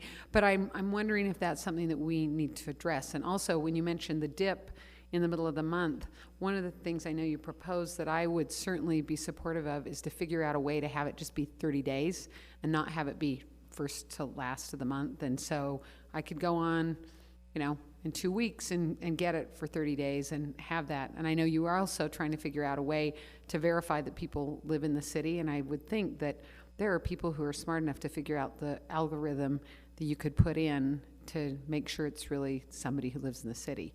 And they could be lying and use my address or something, but maybe there's a way that you can check that to make sure they really do live where they say they live. But the more flexibility I think we can give this, the more we're going to see that go. And I love being able to get it online. I think that makes such a difference that people don't have to come get it. So your proposals look good. And sorry, Aaron, that was long. Go ahead.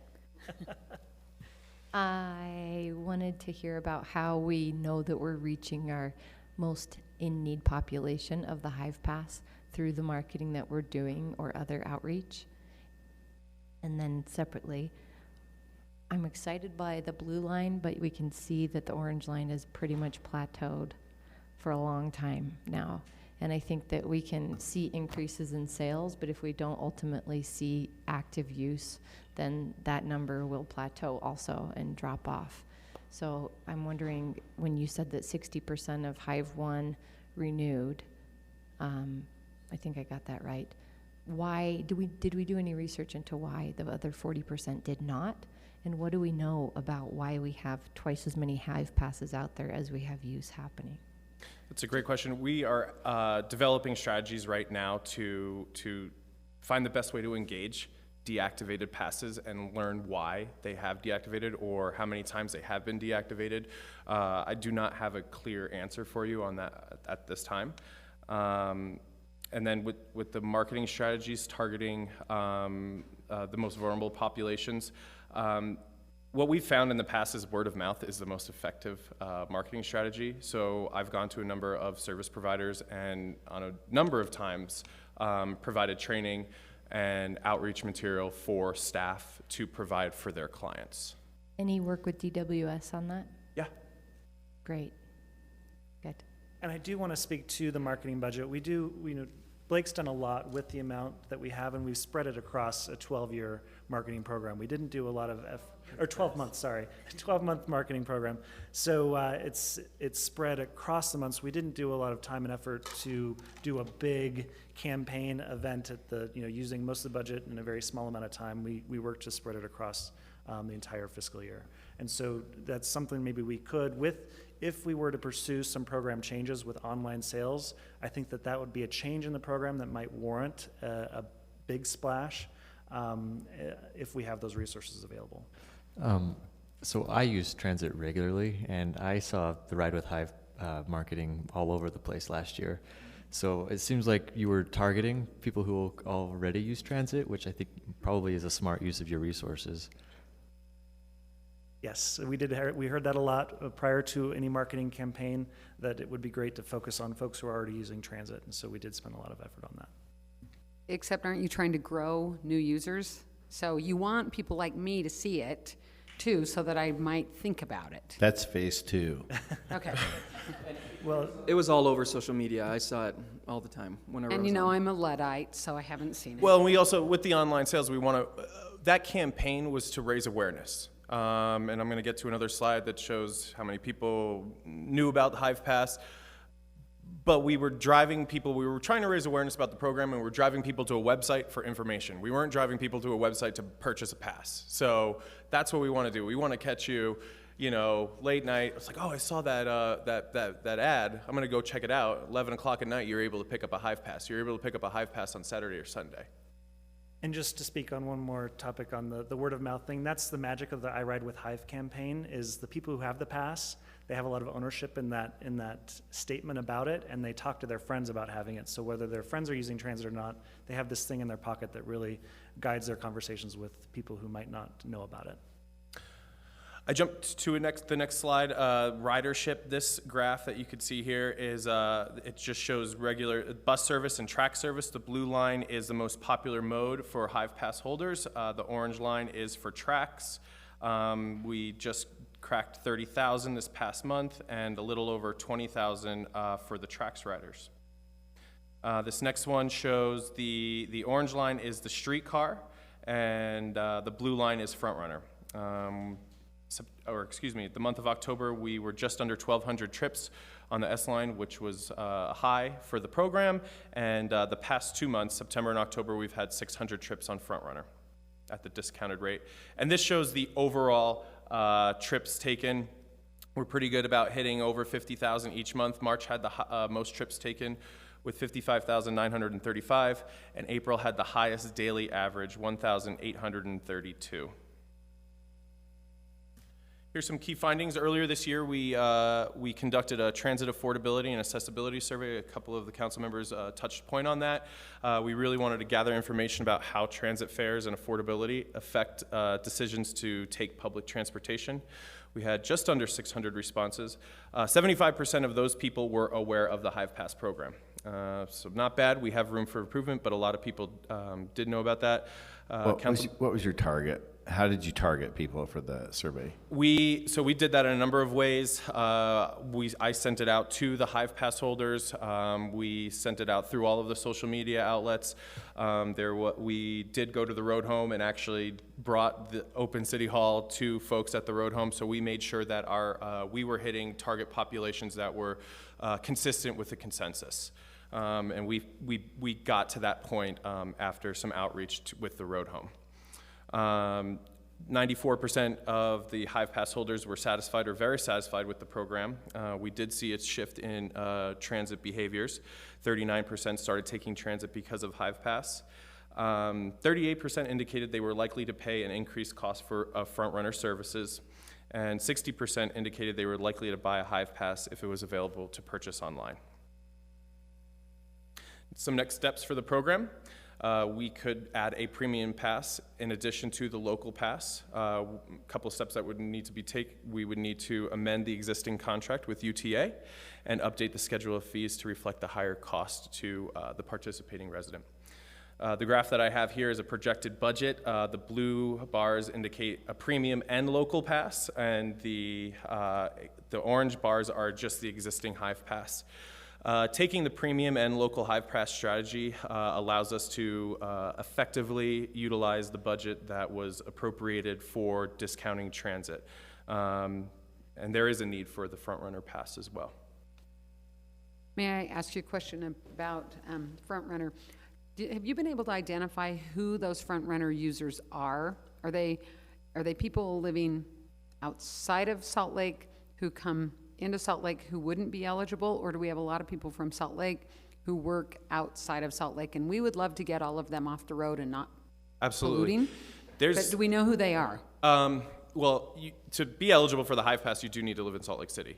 Right. So there are a lot of people, or excuse me, we just did 600 front runner trips for the past 2 months. So there is a need out there.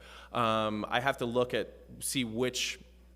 UTA provides for me a heat map of which stations are the most popular, and those heat maps look pretty consistent throughout the southern part of Front Runner. Right after the relaunch of the Hive Pass program, I received a few emails saying a lot of disappointment that the price went up and Front Runner was not included, and they actually explicitly said, I'm going to get in my car now and drive down to Utah County. So there is a need for it. Every social media post that we've done, there has been a number of comments about why isn't Front Runner? Why isn't Front Runner?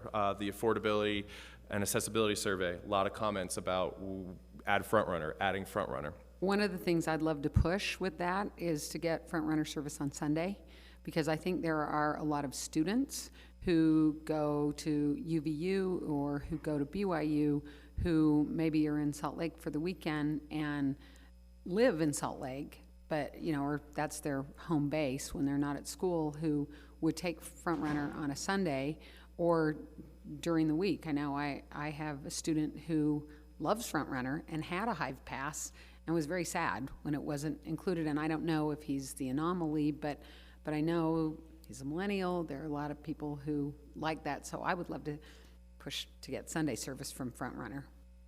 Blake, can I ask you a question? Sure. How do we verify that they're Salt Lake City residents if they're homeless? So we provide service providers with an authorization form and a residency verification form. We do that internally with the workers at the service providers agencies.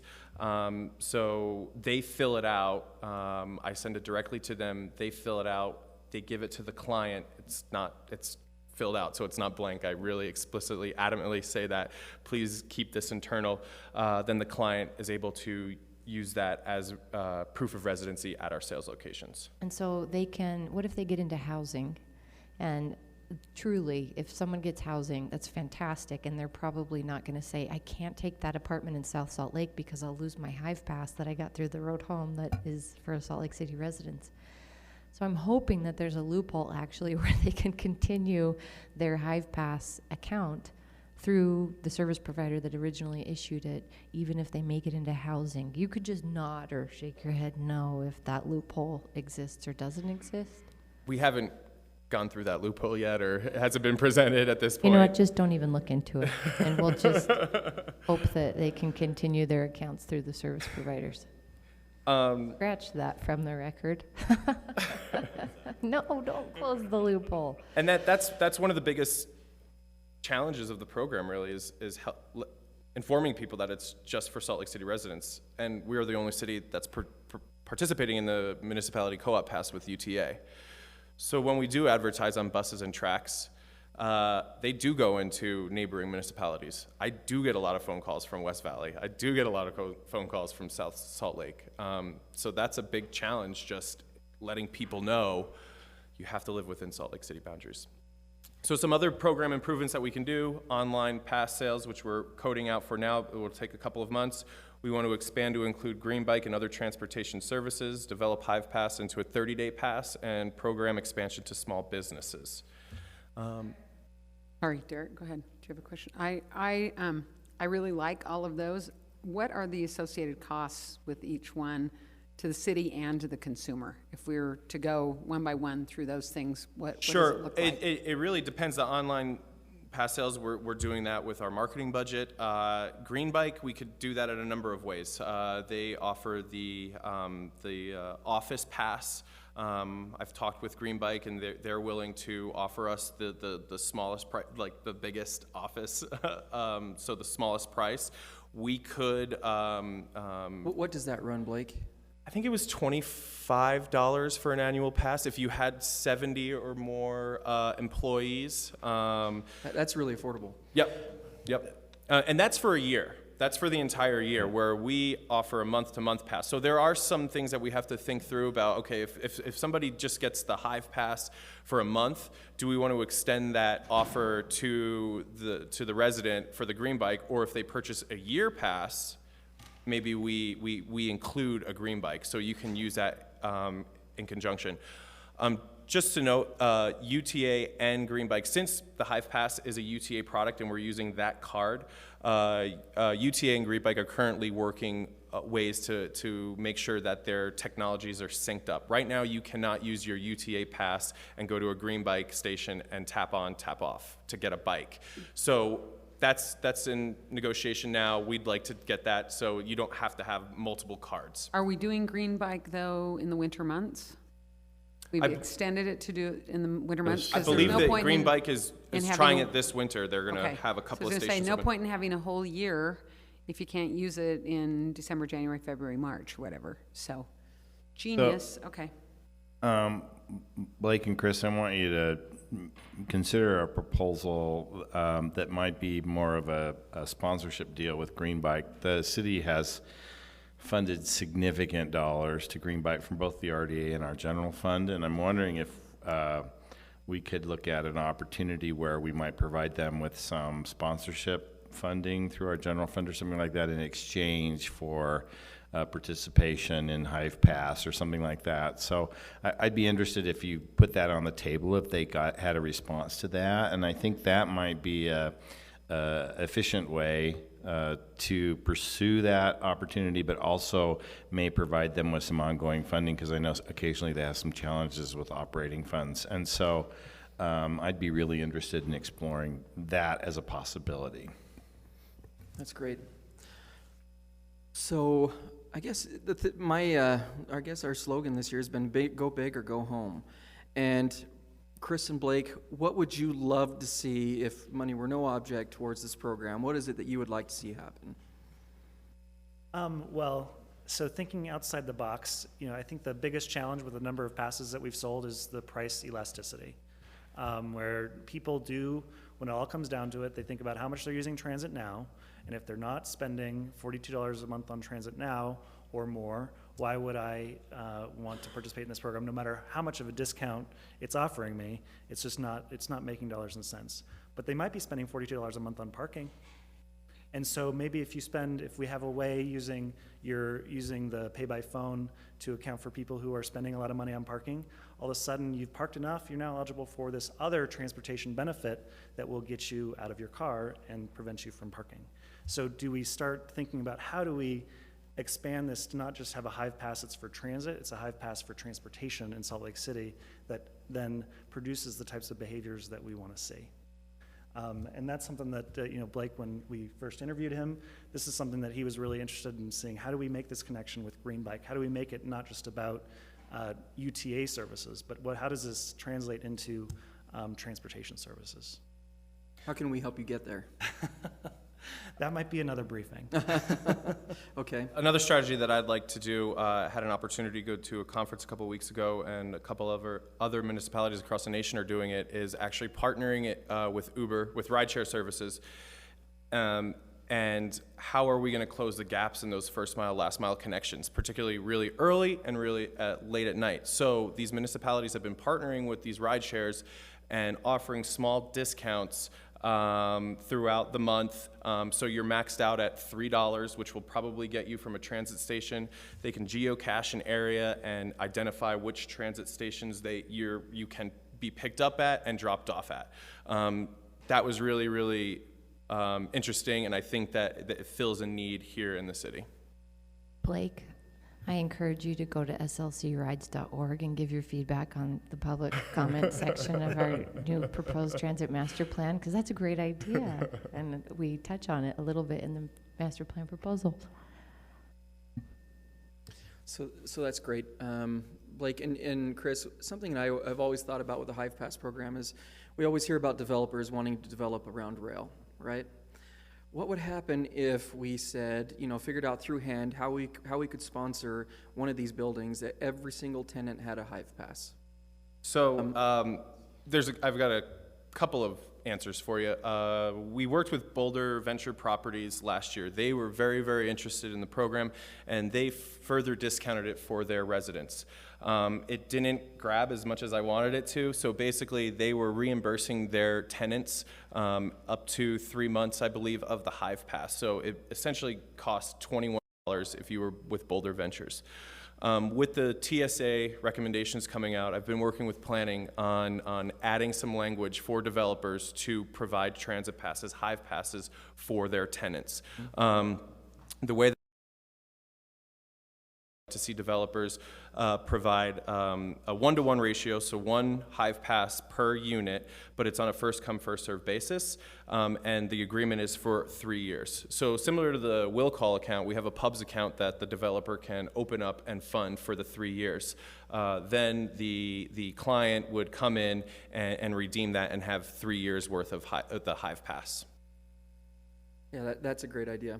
Any way that we can actually, instead of building rail so that developers come, any way that we can incentivize and make sure the development, like 4 South, we already have rail there, but there's so many developers that are going up there. Why wouldn't they include Hive so that all of their tenants could use it to get anywhere that they needed to go? And combine that with Green Bike. Aaron? Oh my heavens, guys, we're talking about affordable housing. We're talking about homeless, transitional, permanent supportive housing. We have in our hands our own program that provides transportation. We should completely be thinking about that $21 million allocation coalescing with some kind of opportunity for developers, developments, existing developments to partner with Hive Pass and make it so easy for them. Yep. In addition to our complaints, our eternal complaints from certain parts of our population about parking issues on new developments. If we were to link Hive Passes to new developments, this would be such a compliment to the parking situation. Stan? Where are you on your marketing budget? We are using a lot of our marketing budget to do the online sales this year. So I think I would like to make a request that you come prepared to do a marketing push with your online sales activity, and that we think we would be interested in hearing what that would be in funding that marketing approach. So do you have a target timeline for your online sales? January. So the time to ask would be now, I guess. We do have a budget. Is your is your target date lined up with the reality date of when it'll be available? We will be ready, we'll be coded for online sales by January, but doesn't mean that we'll want to necessarily launch. I think we would like to do premium Hive Pass online sales all coordinate at the same time, so I'm thinking more probably spring. So then I think you would want to be looking at being prepared in Budget Amendment 3, which generally comes out about the middle or end of January for an opportunity. Isn't that usually about when we are, Cindy? Yes. And also, where are we with the bus routes up to the ski lifts? Is that an additional that they can add on now too? We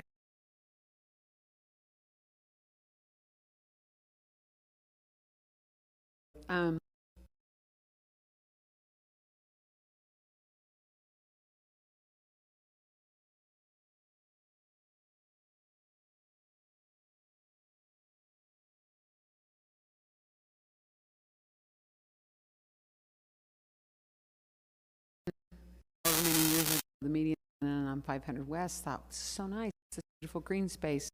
Didn't anticipate it turn into camping. So is there some way we can manage that so that it looks good, but it's not?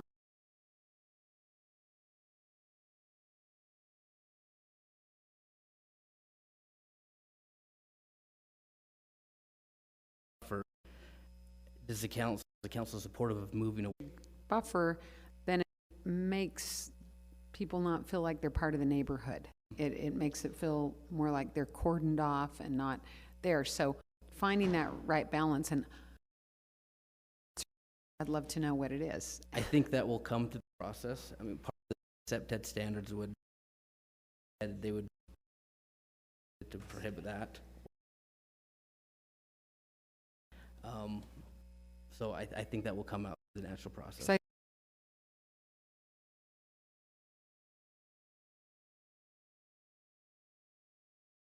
you feel where you feel some ownership, and I know when we looked at Lantern House, that was part of it, that people helped out with helping it be a place that was nice. And I think some part of the problem we have right now in Rio Grande is I don't think anyone feels any ownership there, and they just and thing. Great suggestion. I would have to check with the attorneys if that's right.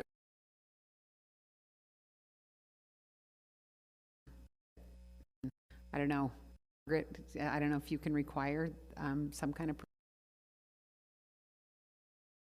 come on up and tell us. If you'll open up your packet to page 2, and we can just go through it, Nick, 1 through 6, and have discussion on those.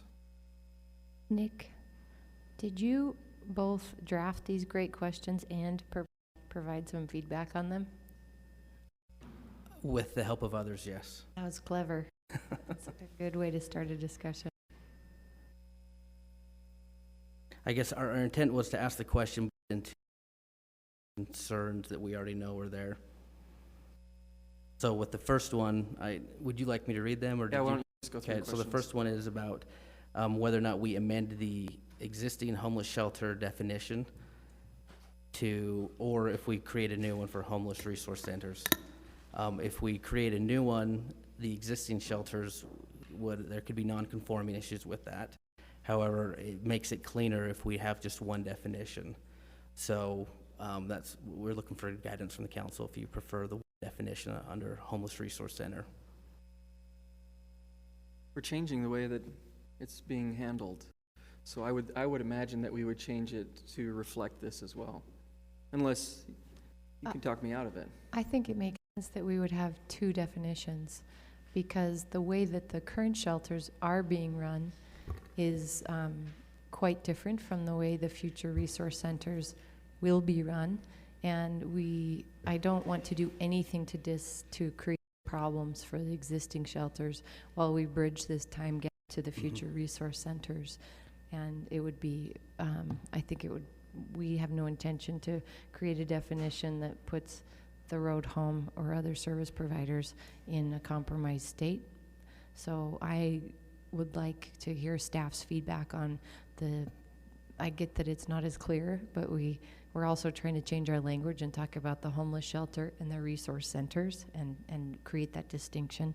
We do intend apples, oranges here. So if we go ahead with a two definition process, can you help us see problems in that approach? So the biggest problem that we see with having two definitions and a set of criteria that applies to one of those defined terms but not the other, and both of those uses are allowed as conditional uses in the exact same zones.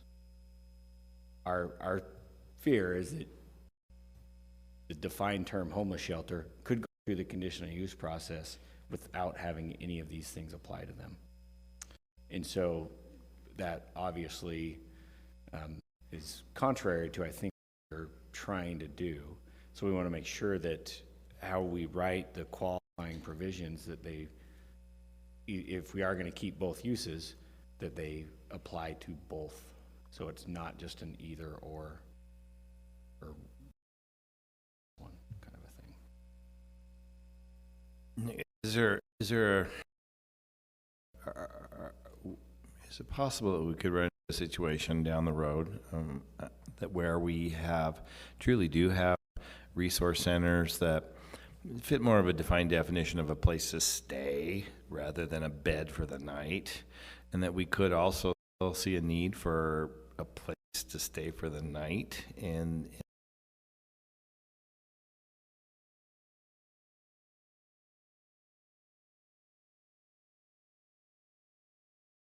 for the straw polls that the council had completed. So We said, we're just throwing this draft out here now, we'll get to the public. And the public process would be more than they have an opportunity to give us feedback in a public comment 2-minute window or in writing, but that we could sit down with them.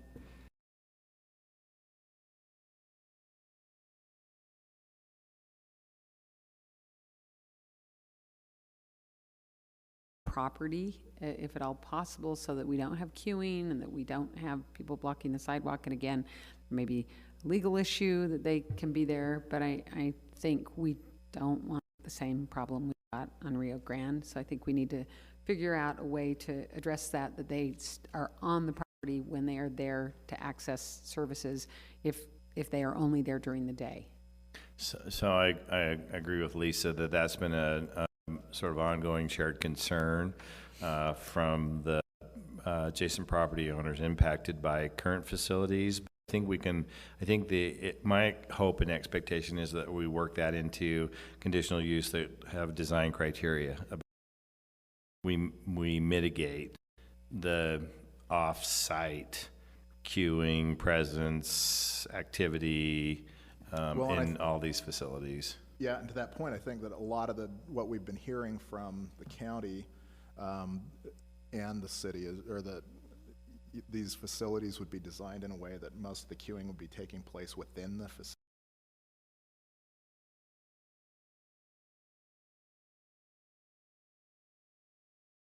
Question, this is one that Russell has asked before. If any potential properties that could be considered for sites would require an amendment to the city code, is it better handled through a text amendment or a zoning map amendment? Theoretically, right? That's why you're asking this question? I would love to know the pros and the cons of going each direction, what the benefits are.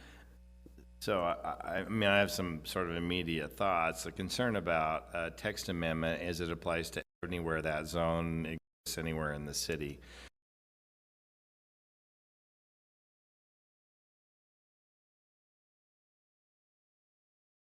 But is the council okay with stepping back from that and going with the base zoning district requirements and then letting the SEPTED designs dictate that?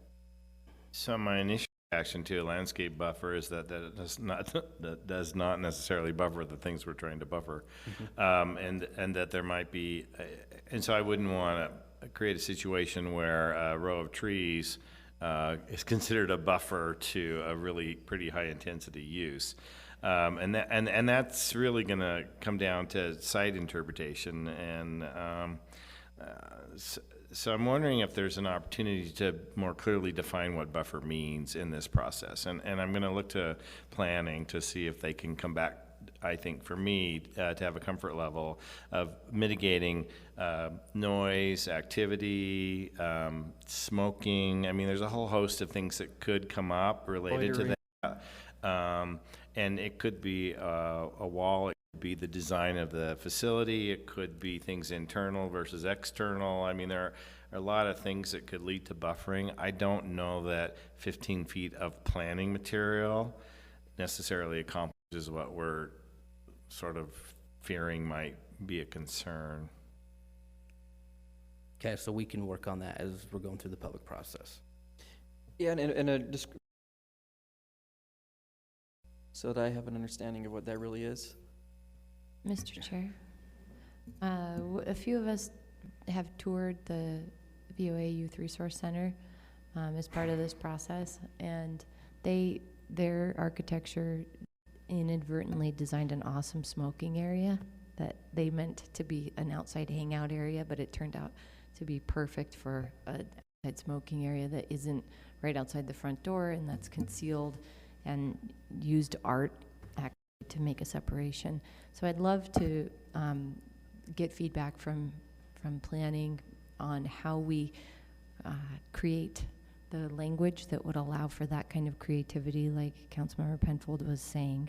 And I am impressed with the SEPTED process, that, in as far as I understand it, and I'm looking to that to be one of our main guiding principles that will lead to the best possible buffer, whatever it might be. And so I'm completely open to us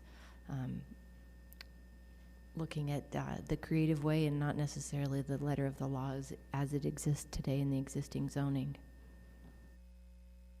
I'm reminding you of some conversations that we had during the small neighborhood business zone conversation about exactly those types of things that, you know, a row of shrubbery might not be enough to say no smoking, or cooking smells, or noise that may be related. And I don't recall how we looked at including those in the conditional use, but we did have a conversation around what we might do that would be a little more extensive than just potentially a hedge. So, right. Yeah. Okay, number 5. Were there any other questions on number 4? Can I just quickly add, there was a comment about the SEPTED principles.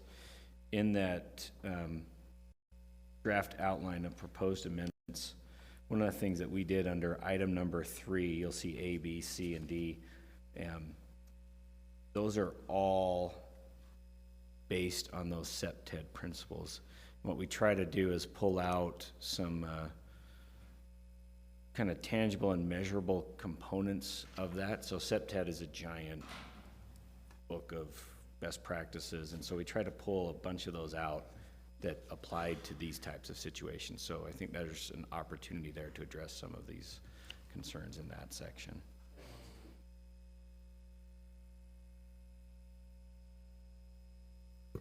Okay, Nick. Okay, item number 5, we do not have an answer for this for the council.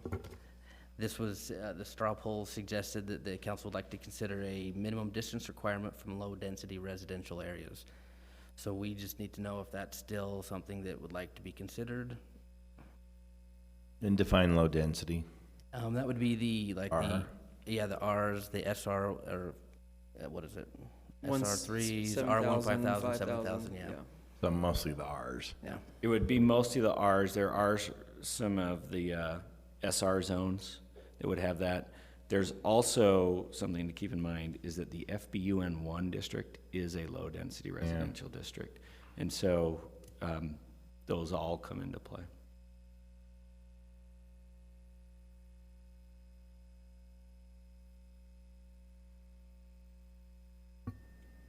I have a comment. I want to recognize that there are many filters that have been created as qualifying criteria for possible sites through the site selection committee process and the public process that happened this summer to help us really refine what those criteria mean. And I am my confidence in the process is based in the creation of those criteria, the public that was involved in that, and that through that filter, properties are being considered. I recognize also that there's a lot of criteria there, and we do have limits to our city boundaries, and therefore there probably aren't dozens and dozens of properties that fit in to satisfy the criteria sufficiently. So I am reluctant to pick a number, say of footage from a low-density residential area and say cut it off if it's within that area, because the process through which the properties are advancing is really about the criteria that the community helped to create. And so I am reluctant with us putting a number on this, and I look forward to the site selection committee's evaluation of what properties come through that refining process, and trust that they will continue to use the criteria and the public's feedback in order to advance the best sites that fit. All right, Nick, I appreciate that, Aaron. I think we're all in that same boat. We have no idea where it's going yet, so. So we're okay to put an X through that one then? We don't need to worry about that. Perfect. And I guess the last question is, if the council is comfortable with these as the draft to take to the public and say, here's our starting point, give us feedback on what can be done to help mitigate. We could initiate this via legislative action, or however you'd like to move forward with that. I think we're challenged with ensuring that we have a appropriate public participation process. So, and I think we're going to have to go back to the administration just on sort of their timeline recommendation on this, because I know that once sites are potentially selected, design could happen pretty quickly. At the same time, it feels like this should get some public feedback. So I don't know how we correlate those timelines. The other consideration is that if we adopt this, there will be a public process too for going through that conditional use process. So it feels like at a minimum we ought to send this to the Planning Commission for their recommendations. Well, so I think if we're recommending a legislative action, what would happen is the council would adopt that, and then it would be sent to the administration to process, and that would go through the entire scope. Right.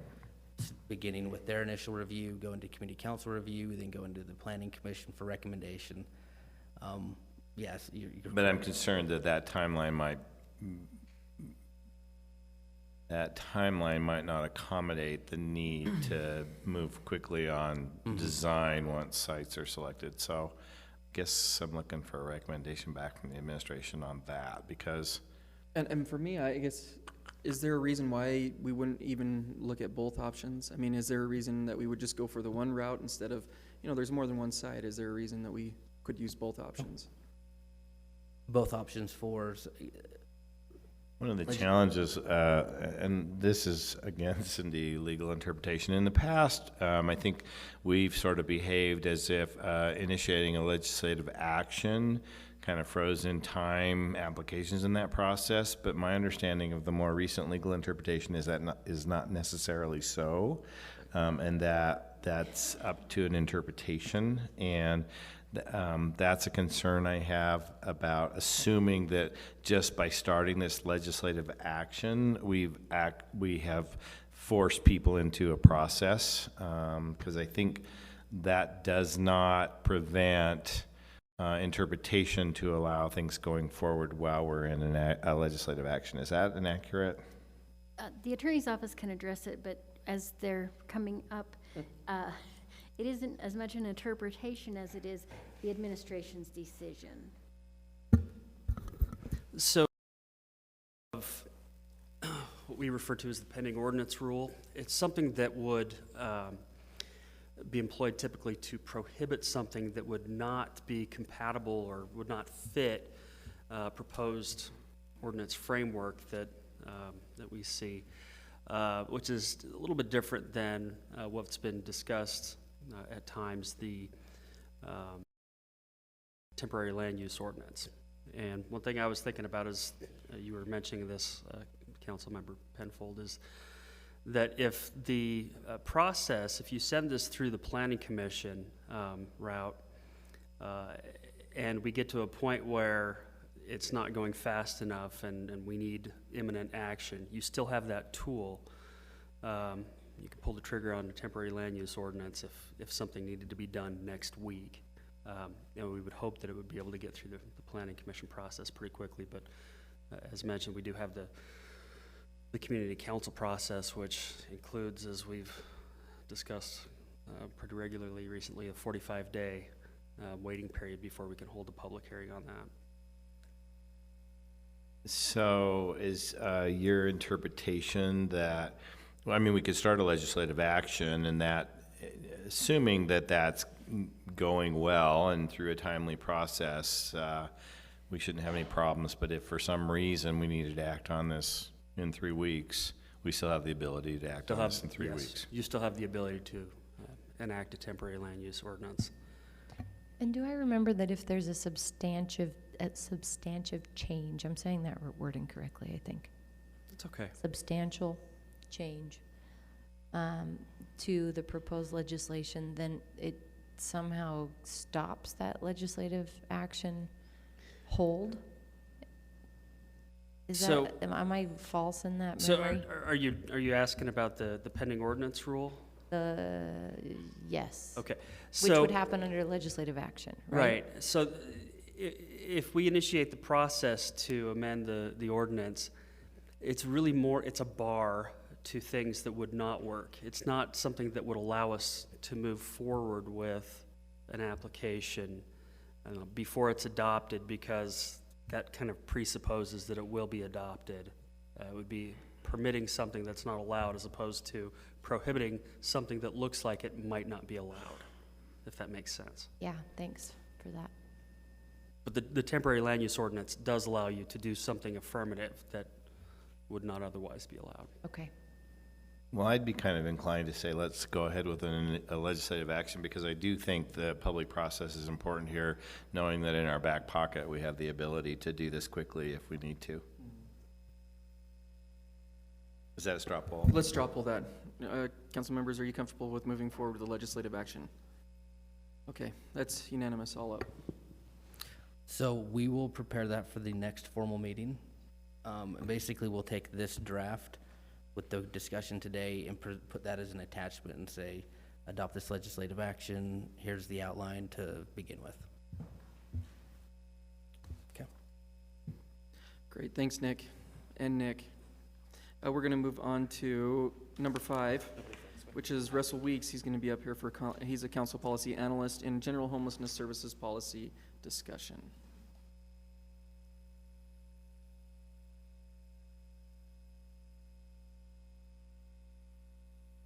So the goal of this briefing is to update us on informational items pertaining to policies involving future homeless resource centers.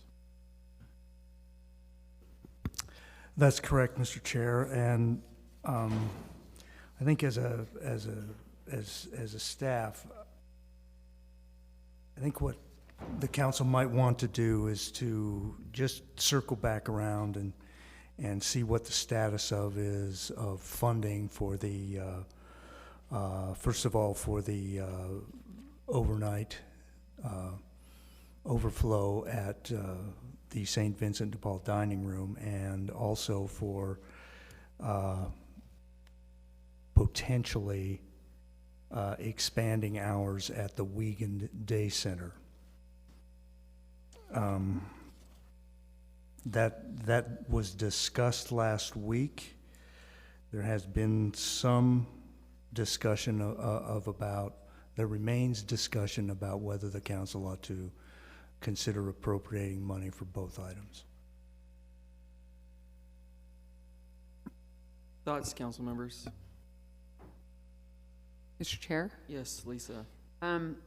Couple things. The proposal as far as using St. Vincent's is not new. That's traditionally how we've handled the overflow. My concern is if we're anticipating a larger overflow, since we already have that, where are all the folks on 500 West likely to go? You just go camp someplace else. We know that the fire marshal has said we can't do more than 80. That's a concern. I like the idea of extending the hours at the Wiegand Resource Center and having it on the weekend. I think that is beneficial. I think one of our problems is we don't have very many options for day use for people. Again, I think we have to figure out how we manage the crowd that's there, and that we don't have queuing, and that it isn't seen as a magnet for problems, that it's instead seen as a center where people get help and assistance to be able to do the things that people need to do, their laundry, get their hair cut, those kinds of things. So I guess I'm in favor of trying to do that. I'm concerned that the overflow plan is not anything new.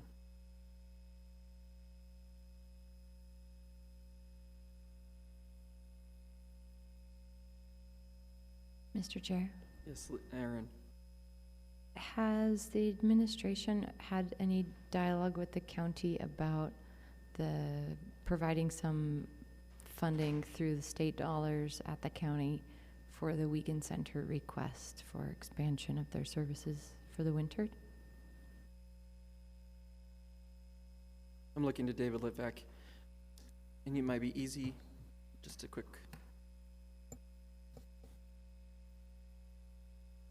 Oh, great. We have Mayor Biskupski coming to the table and David Litvak, who is Deputy Chief of Staff. So one more time, Aaron, ask your question while they're here. In our staff report, Russell surmised the request from the Wiegand Center for $104,000 to keep the Wiegand Center open until 7 p.m. Monday through Friday. And then another request for $149,000 and change to keep the center open until 9 p.m. And on the weekends as well. And are any of those state dollars at the county available for this type of short-term request? They are not. The state dollars are very specific to services that were identified by the county, and then to resource centers, new resource centers. Does the county have any other funding options that they could collaborate with our own for these kind of short-term winter emergency shelter options?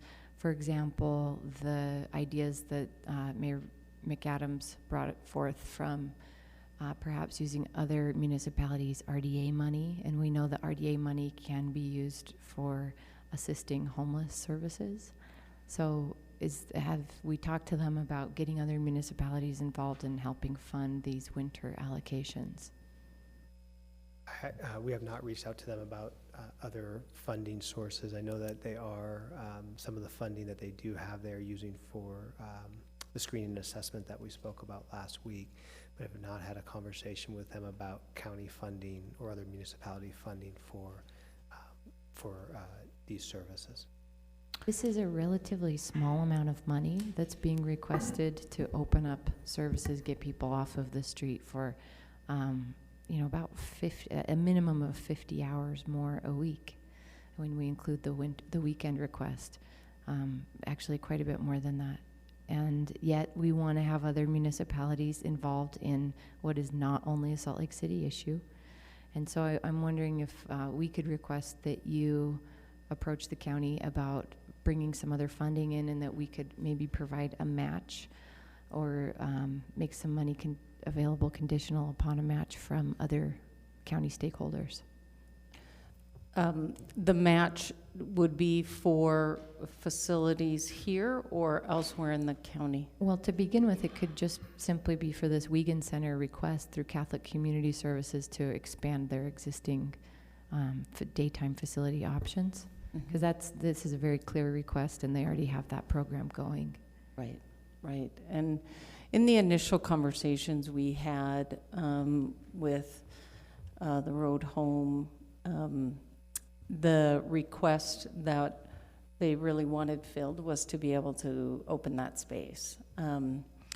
There wasn't a sense of urgency for additional planning, but we are happy to meet with the county and talk about some additional funds and matches and any other thing you would like for us to have discussions with them about. I know the county wants to be a good partner in this, and there are other communities that are working on bringing facilities online as well to be a part of the solution.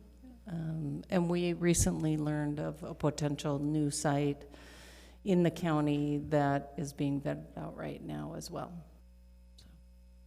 I'd love to hear more about that whenever When, it's time. yes, when we're ready, we will bring that to the county, to the council as a whole. While I have you up here, can I ask one more question, Mr. Chair, about the, on page 2 of our packet, there's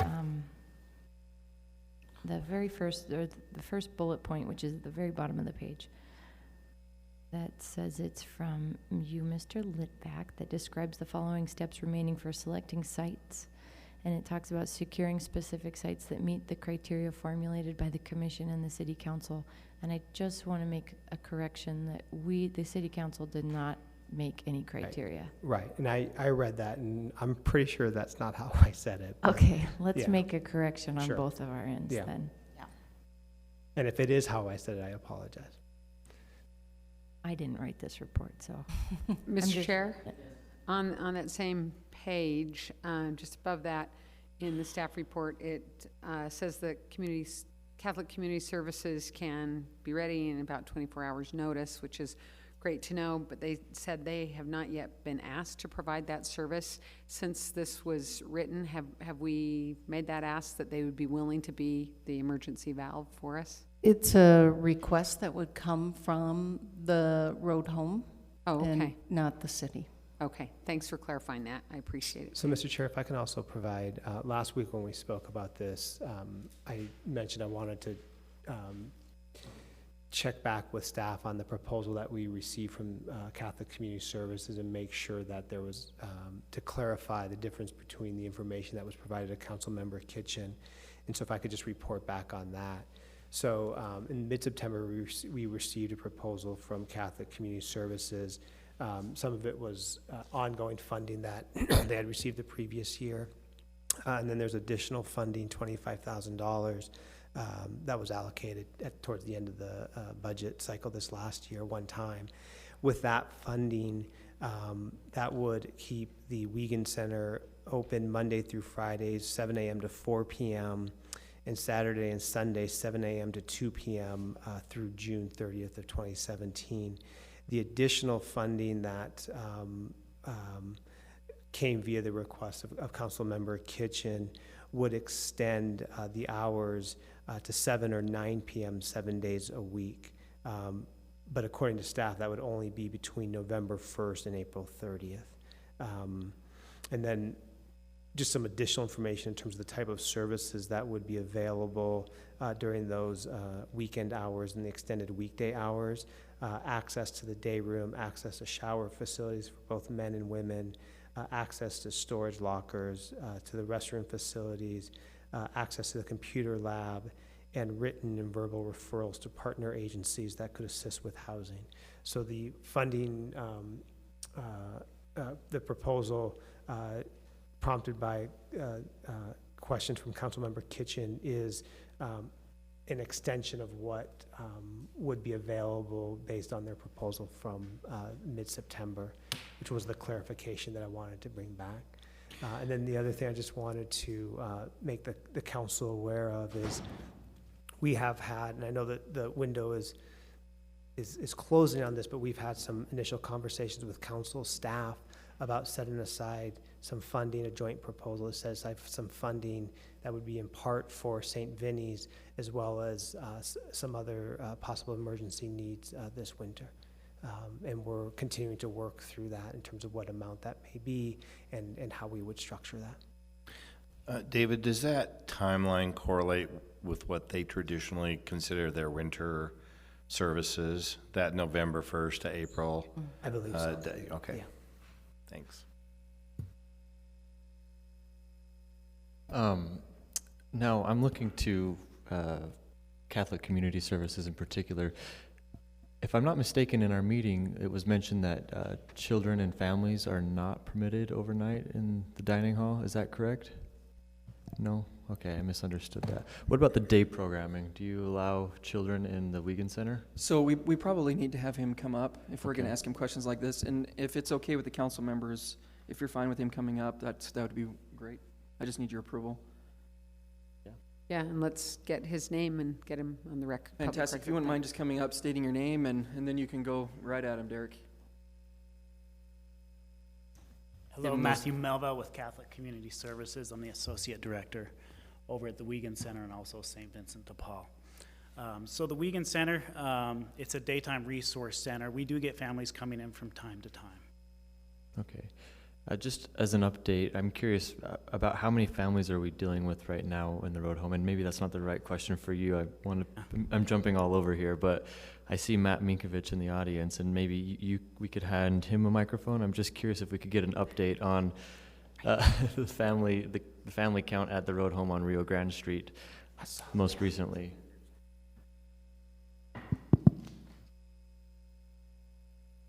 If you could just give me a moment. Matt, let's have you come up too, just a little bit Hey, closer. thank you. Just in case the cameras are watching. Oh, geez. We want to get your face on the Your cameras. hair looks okay. That's great. Great. I'm gonna look up that number and give you a precise number, okay, from our daily report. I don't have it right off the top of my head. Okay. And that would be at the downtown road home, Or not the question in was Midville? posed- Yeah. For downtown Rio Grande Street. Mm-hmm. And I think the reason why I was asking this is I just want to make sure that, in the winter time, as we're formulating this plan, that families and children are also included. And I don't know why I had it in my head that families weren't allowed at the Wiegand Center, but. I'm sorry. Mr. Chair, I have the answer to the council member's kitchen's question. Sorry, I was just so excited to jump in. Didn't mean to interrupt you. I apologize. So as I mentioned last week, we're getting weekly updates from the road home in terms of numbers and capacity. And so this is for the week of last week, the 23rd of October through the 29th of October. Total families, and this is both for Salt Lake and Midvale, total families were 149 families, including 562 total individuals, or 329 children. When you look at that just at the downtown facility, that's 35 families, including 171 total individuals, 115 children. So that's that's last week's numbers. Okay. That was just for last week, yes. And last night we were down 4 from that number, so we were at 31 families last night at the downtown shelter. Roughly just 94 children, about 153 individuals total.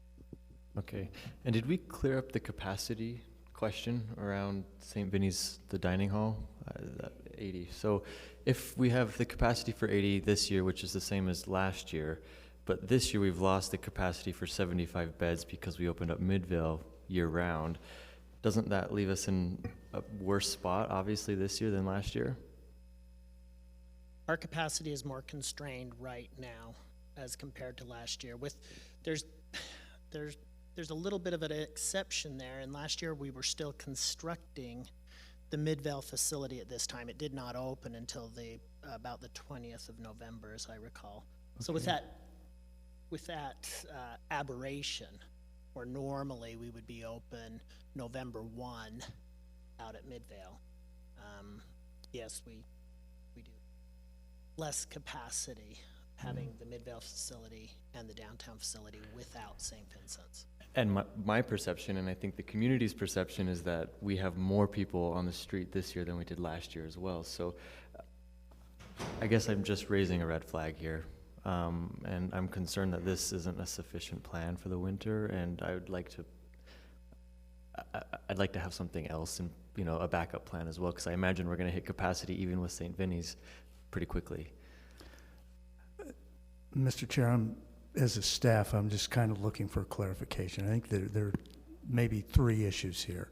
One is, does the road home need $250,000 to open up the dining hall for St. Vincent's? And two is, does Catholic Community Services need money, or is the money sufficient to operate the Wiegand Center, the Wiegand Day Center, throughout the year on weekends and on weekdays? Or does it need money to operate on weekends, and does it need money to extend hours? Okay, council members, be thinking of that, but I want to go to our questions, and then Russell, if you'll bring us all the way back around to the 3 questions. So Aaron. Thank you. I appreciate that there's some data collection that's coming from the county collective impact in conjunction with the city to evaluate the needs around Rio Grande area. And I look forward to that data feedback. I also want to encourage that we not wait until that data comes back to anticipate a what if we do need it scenario, and that we start those discussions with our partners, our stakeholders in this big process that is going into the future. We start those discussions right now about what might we be prepared to do on day one after the data comes back, should we have a worst case scenario, and just start to get a sense of what kind of resources, what kind of restrictions and opportunities we can have from the group as a whole. So I encourage you to, and I have encouraged the county to begin that process with us so that we're not waiting, because by then, we get snow flying mid-November, and that's probably when data will start to come back from what I hear. I just don't want to prolong the decision making too much. And I also want to recognize that from our discussion last week, I think it was last week, that the data that's going to be collected isn't going to be reflective of the population that really kind of spurred, I think, our end of the conversation around the need for winter emergency shelter in the first place, which is the people experiencing homeless who refuse to go toward or around Rio Grande area in the first place. So that environment around there that is keeping people on the streets and away from Rio Grande is not going to be informed by the data collection process. And yet, should we be proactive in planning for, should the data say that we do need expanded shelter, it could serve them if that expanded shelter option is not necessarily right there in the Rio Grande where they won't go around. So I want to encourage you to be collaborative there and just say that we can keep our budget amendment open. There's no reason for us to rush through closing out our current budget amendment, which could be open to the funding allocations that present themselves through our process and through the process that you go through with the county. So we still have flexibility as long as that budget amendment's open, and let's keep it there. Mr. Chair, I have a question about having further clarification about the children who are at the Rio Grande facility and also that would be at the Wiegand Center. How do we manage that when we have sex offenders there? And I know, is there a legal problem with housing kids at the road home when on the other side of the wall you potentially have sex offenders? And then at the Wiegand Center, how do you manage that? So probably 2 questions. Matt, and I don't know if you're... Sure. Now, first of all, it's important to remember that at our downtown facility, the men come in an entirely separate entrance. We have staff 24/7 for that facility. Families come in through a separate entrance and are sequestered from the men. And we have 24/7 staff at that, in that area as well. In addition to our staff, we have private security providing 24/7 coverage of our facility as well. So that simply has not been, it's always a concern. And just because someone is there are folks who are on the registry, and that's a concern, we have to act in a manner that protects people in the event that someone is not on the registry. And so we have to be thoughtful and diligent and work with families to make sure that they are ever vigilant when living in shelter. Thank you. That is great to hear. Tell me, how about at the Wiegand? We How don't see a lot of families at the Wiegand Center, but when we do get them, we have 3 security guards on property that will keep an eye out and make sure that no children are ever alone. They're always attended.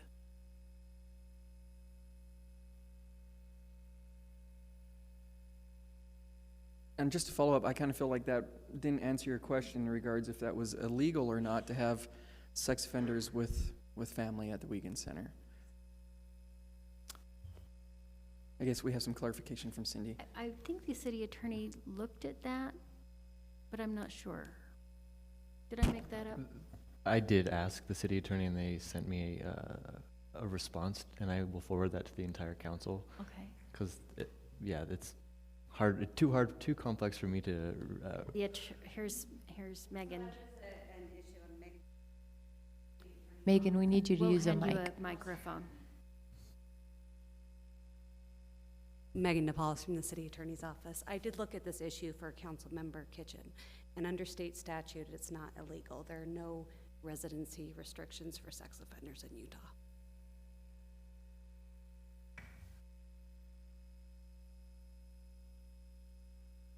Are there other questions? I guess we can steer it back to a straw poll question, and we can answer it that way.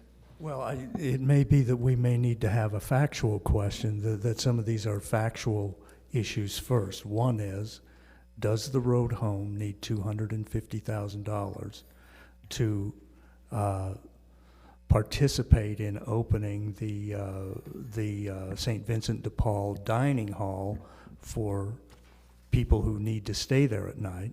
That's one question. The second question is the amount of money allocated in September sufficient for Catholic Community Services to operate on weekends and on the weekdays at the present hours?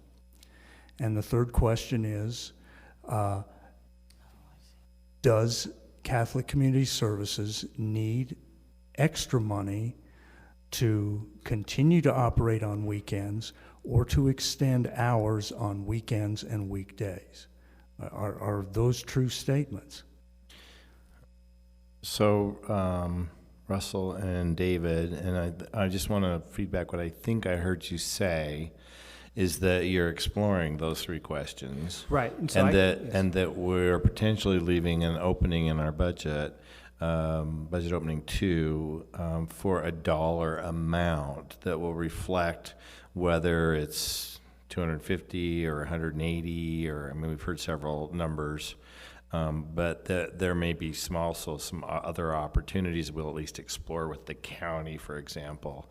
Is that accurate? Yeah, and I think I could also answer that second question. So one of the questions I would have for Cindy is that generally when we leave budget amendments open, and we've done this in the past, if there's a large proposal with a significant number of dollars, we've tried to schedule at least another hearing opportunity for the public in that budget amendment process, because these dollar amounts that we're not quite sure of yet aren't attached to our current budget amendment, and we're in the process right now of that hearing process. So do we have a timeline looking at that going forward? If I could remember whether we've already had the budget hearing, we'd be set, but I can't remember. Is it the 15th? It's scheduled for the Okay, 15th. so we may be able to Okay. include some dollar amount in the 15th, so that, because my concern is just getting that amount out to the public so that there's opportunity for comment. We should have it at least a few days in advance of the 15th so that it can be part of the public. Okay. Noticing, not the ad, but at least the noticing and the Okay. agenda and such. That's usually what we've done. Perfect. We can schedule another one, though. Thanks. So, Mr. Chair, if I could, just in terms of the factual questions that Russell is asking, the second question, again, I just want to repeat what I was told by staff in terms of the funding that's already going to be allocated to Catholic Community Services will keep the Wiegand Center open Monday through Friday from 7 a.m. to 4 p.m. And Saturdays and Sundays from 7 a.m. to 2 p.m. Through June 30th.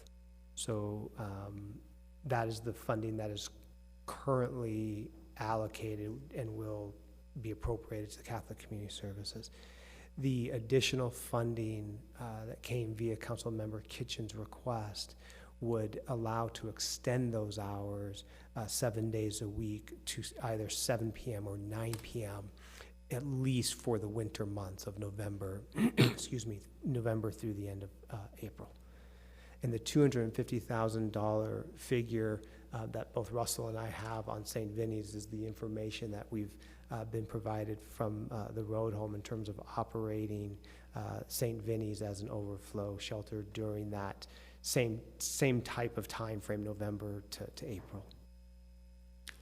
So, Mr. Chair, may I ask Matthew a question? So, Matthew, will the Wiegand Center be open on weekends after November 14th? We would have to self-fund that, and we're already strapped with funds, and we couldn't keep it open after mid-November. We would have to shut down on the weekends. Is that without the funding that you're anticipating, or is that with the funding that you're anticipating from the city? From what I understand, what our development director has told me, that the $25,000 for those enhanced hours were for hours beyond what we have already been doing, beyond our 4 p.m. closure time. And right now, the funding that we have from the city will run out shortly on our prior funding on that. Well, it sounds like Catholic Community Services and the city need to have a conversation, because I'm getting very different information. So I think we can sit down and talk and get that clarification that we need. I have a question.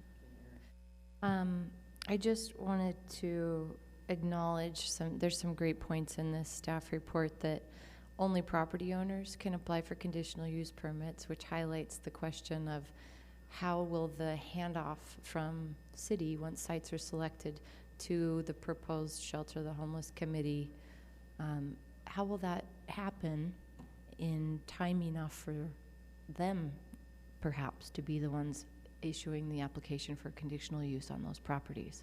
Because that's a pretty short timeline. And what's the plan? So right now, part of the conversations that we've had in terms of the handoff is in part contingent on the funding issue. So in conversations with the county, the desire has always been that the city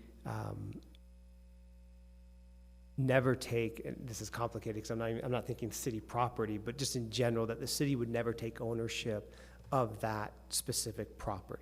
If we already own that property, that's a little bit different, but in terms of new property. But based on the potential need of utilizing some of the RDA funds that were set aside for the purpose of temporarily funding the facilities, but then getting reimbursed by the state, there may be a short time period where the city does own those facilities, but then turn over to the Shelter the Homeless Board once that state funding becomes available. So Russell's in the staff report is adding a new dynamic to that conversation about the property owner. Most of that conversation to this point has been around the funding and the timing around the funding and obtaining property.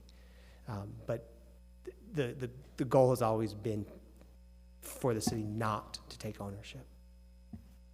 Mr. Chair, I see Shalane Gee back there, and I would really love if she's willing to have her talk about the possible speed at which a reimbursement could happen.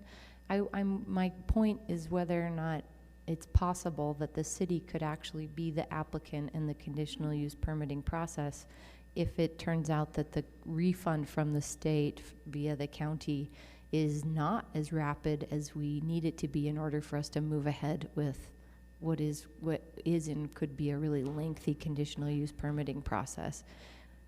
I know that we heard from Matt Minkovich when he was before, or was it? I can't remember. I'm confusing our meetings, but basically that it took some time for you to get reimbursement from the state for opening Midvale Shelter year-round, and that caused some budgetary flexing there. And so with that happening just recently in the same context, couldn't we anticipate that it could be quite a bit of time, maybe not the timeline we would prefer, before we become reimbursed and therefore hand off the facility or the sites? Part of the complication with the road home was not that the state funding was actually federal dollars and TANF and some of the processes there. Our biggest time issue really lies in how, I would say, from my perspective, the biggest time issue we're dealing with the state funding is how the legislature allocates that next thank you. I was going to say installment. The next installment of funding, right? So $27 million over 3 years. Do we stick to $9 million over 3 years? Could the funding potentially be appropriated next year as a supplemental appropriation, which would allow the funding to be available earlier if it's appropriated as a part of the next year's budget, so the 2018 budget?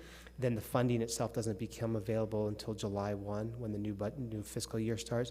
And so those are some of the issues that we have to navigate with the legislature and with the county in terms of the reimbursement for the site selection. Let me just say one last thing, and it could be just for our staff notes, Russell, that I would like to see contemplation of a scenario where the handoff of the ownership of the sites happens prior to reimbursement, but that there is an interlocal entered into or some other form of contract whereby we are ensured that when the reimbursements come through, we get it.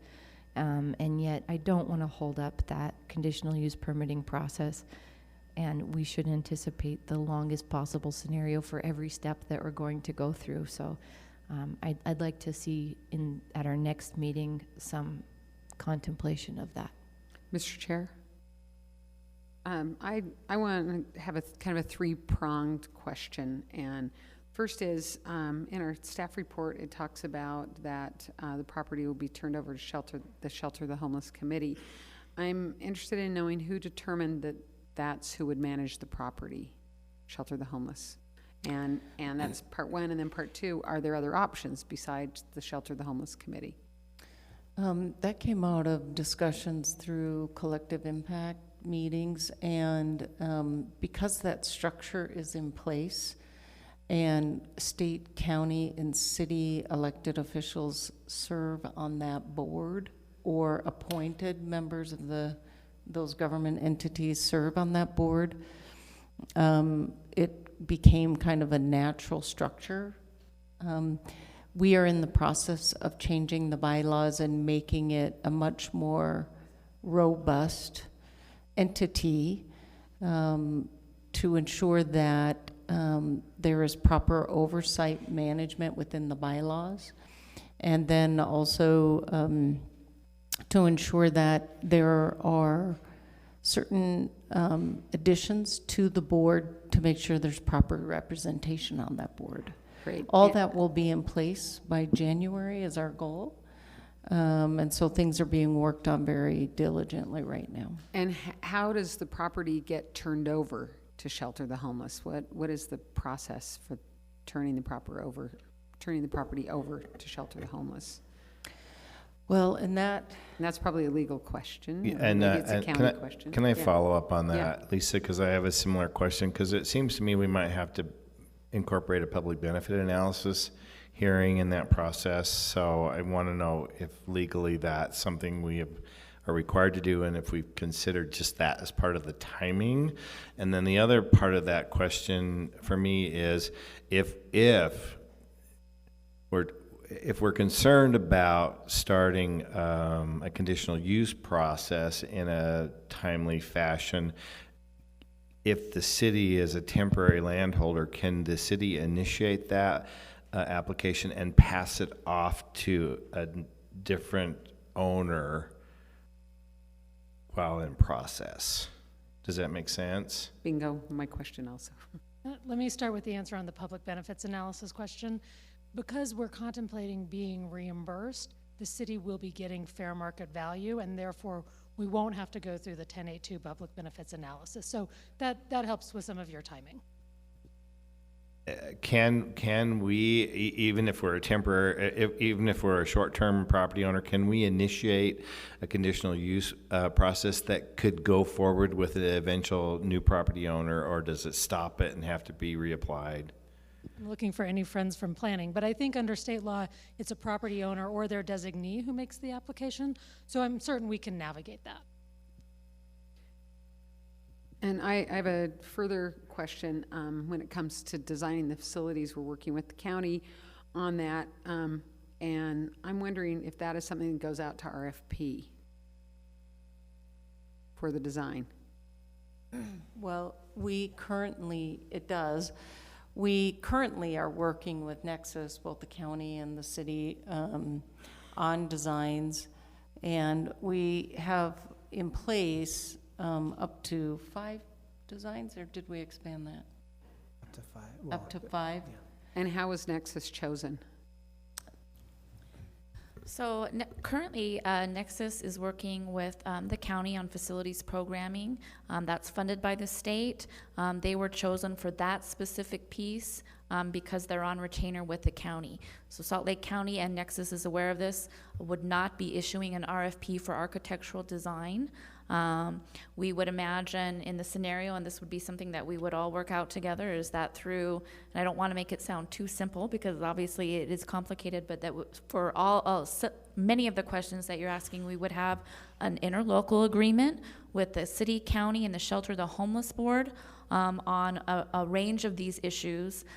Because Shelter the Homeless Board has it within their wherewithal currently to own, operate, and develop facilities. We think that can all be worked out. As David mentioned, just going back to the timing of the reimbursement, the issues with reimbursement for property ownership or transferring ownership are completely different than was the case in Midvale. As David mentioned, those were federal funds, very restricted, paid out on a reimbursement basis. We're talking about general funds that have already been obligated for this purpose, coming from the state, that could be fairly quickly. But I saw David nodding yes to it would go out to RFP and then no from Shalene. So I'm just, because it would not go out from the county. The county would Okay. not be issuing an RFP Because they for have any someone of the facilities or design. That's Okay, right. but the city would look City to or do through- that? yes. I And mean, I think- Nexus may be chosen? Yes. Right? Correct. But it would go out to RFP, because I think that's On final important. design. Okay, thank you. Thanks for clarifying that. And I think that would be covered in the interlocal or agreement that we had, city, county, Shelter the Homeless Board, on who was doing what. And I think that's a fairly simple process to get that agreement in place in quickly.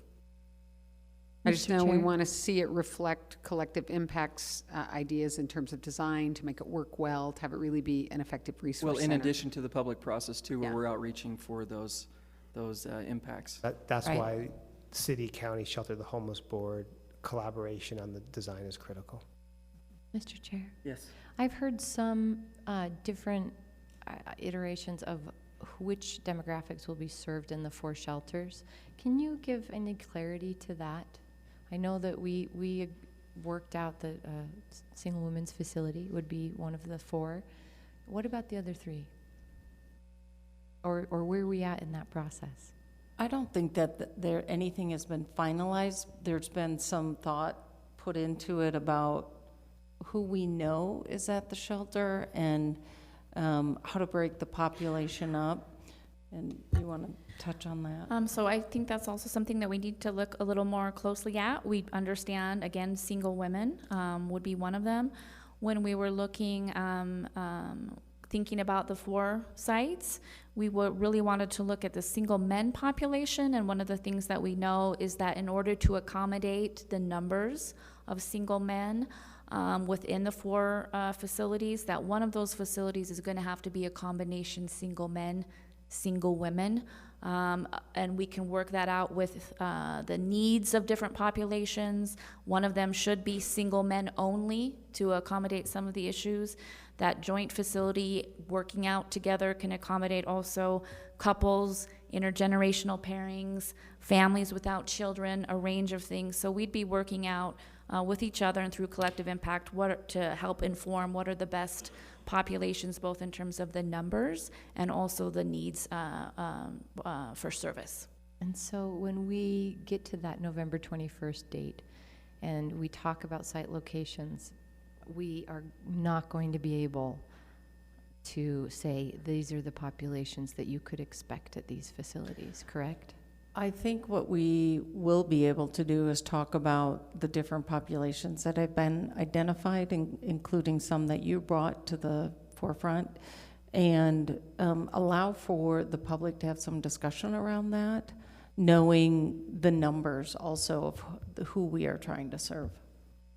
I appreciate that, the public opportunity in there, and I recognize too that the sheer numbers of single men could mean that we did one women's facility and we could do 3 single men's facilities and probably fill all of them with single men. And yet that is likely our hardest population to get the community to get behind, being a proponent of, potentially. Potentially, although there are also, and this is one of the things that we want to do when we're looking at a screening assessment of the Rio Grande population, there are working men who are homeless. There's a range of different needs. And so there's a lot of things we can do. One of the things that we did like about having more facility options is the ability to think about the single men population more comprehensively and more strategically than just one single men's facility. So that's actually a positive because there's a range, a full range of single men too. And there is a very difficult population there, but there's a whole wide range. I just have one more question about this. In reference to the city RFP process for architecture and design, can you give us any idea of how we might, when we get to the demographic, when the demographics are decided and we get to the facility design, which hopefully will come after the demographics are decided so we can design facilities that really serve the unique needs of demographic populations, how can we expect to engage as a council in that pre-RFP creation process and then going forward into the design process? How will the council be engaged in that? In the writing of the RFP, is that what you're or wondering? Maybe in the criteria and the priorities that are in the RFP process. For example, I could foresee that in the single women's facility, we want to make sure that whoever is selected has trauma-informed design experience, that they know how to design facilities for individuals with trauma backgrounds. I mean, I think we would welcome the feedback, and we'd be more than happy to share through the drafting process with council members and get input. Get your feedback. And making sure that we're capturing the right criteria. Maybe we can anticipate continuation of these weekly update kind of meetings. Absolutely. Through the design process. Absolutely. Great. If I may, one of the things there too is that the facilities programming study, which again did look at 2 facilities, but it did look at the populations. For a lot of the service component, including trauma-informed care, that was intended to come through the facilities programming study. That facilities programming study is something that was designed to be reflective of the service needs and the population and be handed over to the entity that is soliciting architectural design. And so we would imagine that in the RFP and in the response, people would have to be beholden to some of those things already very well documented in the facilities programming design. So whoever, as we draft it together, and whoever responds is going to have to be responsive to some of that that's already well documented within that concept for services. Okay, Russell, I think there's a little more information that we still have to get back from, I guess Well, the administration talking with Catholic Community Services. Yes, and council staff's direction, I think, is to stay tuned, Yeah. right? Okay. Sounds good. Thank you very much, everyone, Thank for you. being at the table. This is a big project, and we want to make sure that nobody's left behind in it, so appreciate it. board appointments are here. John Kemp, is he here yet? John? Not yet. What about Lori Hagan? Is Lori here yet? No? Great, so we'll just continue on to item number 6, which is the Local Building Authority Budget Amendment number 1. It's very simple explanation. So we have Mary Beth Thompson here in case we have any questions, as well as John Vike, the city budget manager. And I don't think Sylvia's here. All right, Mary Beth, this looks really good. Only 2 items for clarification, right? 2 items of clarification. So will it be you or John? You pick. John. Yay! I gotta give you grief, John. Come on now. If you can't answer it, then I will. That's right. You're here for backup. I am. Support. Tell me why we are looking at these 2 items for the library, the Marmalade Library. So right now, we have additional bond proceeds that we received. There's a $30,000 amount that is being designated for the specific project because there are some cost overruns that need to be addressed. The additional bond proceeds are we're proposing that they be set aside for change orders or other items that we don't know about at this point in time. If those don't appear, then the additional bond proceeds would be used to pay the debt down. Any questions, council members? It's a really easy one, like I said. We have to make it difficult, Stan. I just have a quick question.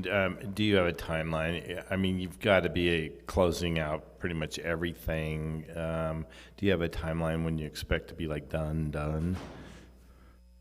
I would have to talk to engineering on that one. I mean, we're kind of waiting on engineering to see what might be coming through that they are not aware of. Okay. They feel like they're done, but there's still a window of these change orders that could take place. Thanks. Okay, I think that's it. That was really easy, John. I wanted to make it hard. Good try. Okay, council members, we are just waiting for our 2 board appointments, John Kemp and Lori Hagan. So we can take a break until they arrive, or we can have announcements. Checking in, only 1 item, and that is the draft impact fee facilities plan. If you would like us to, we could do early advertising so that you can get to a public hearing on the 15th of November. Mr. Kemp is here.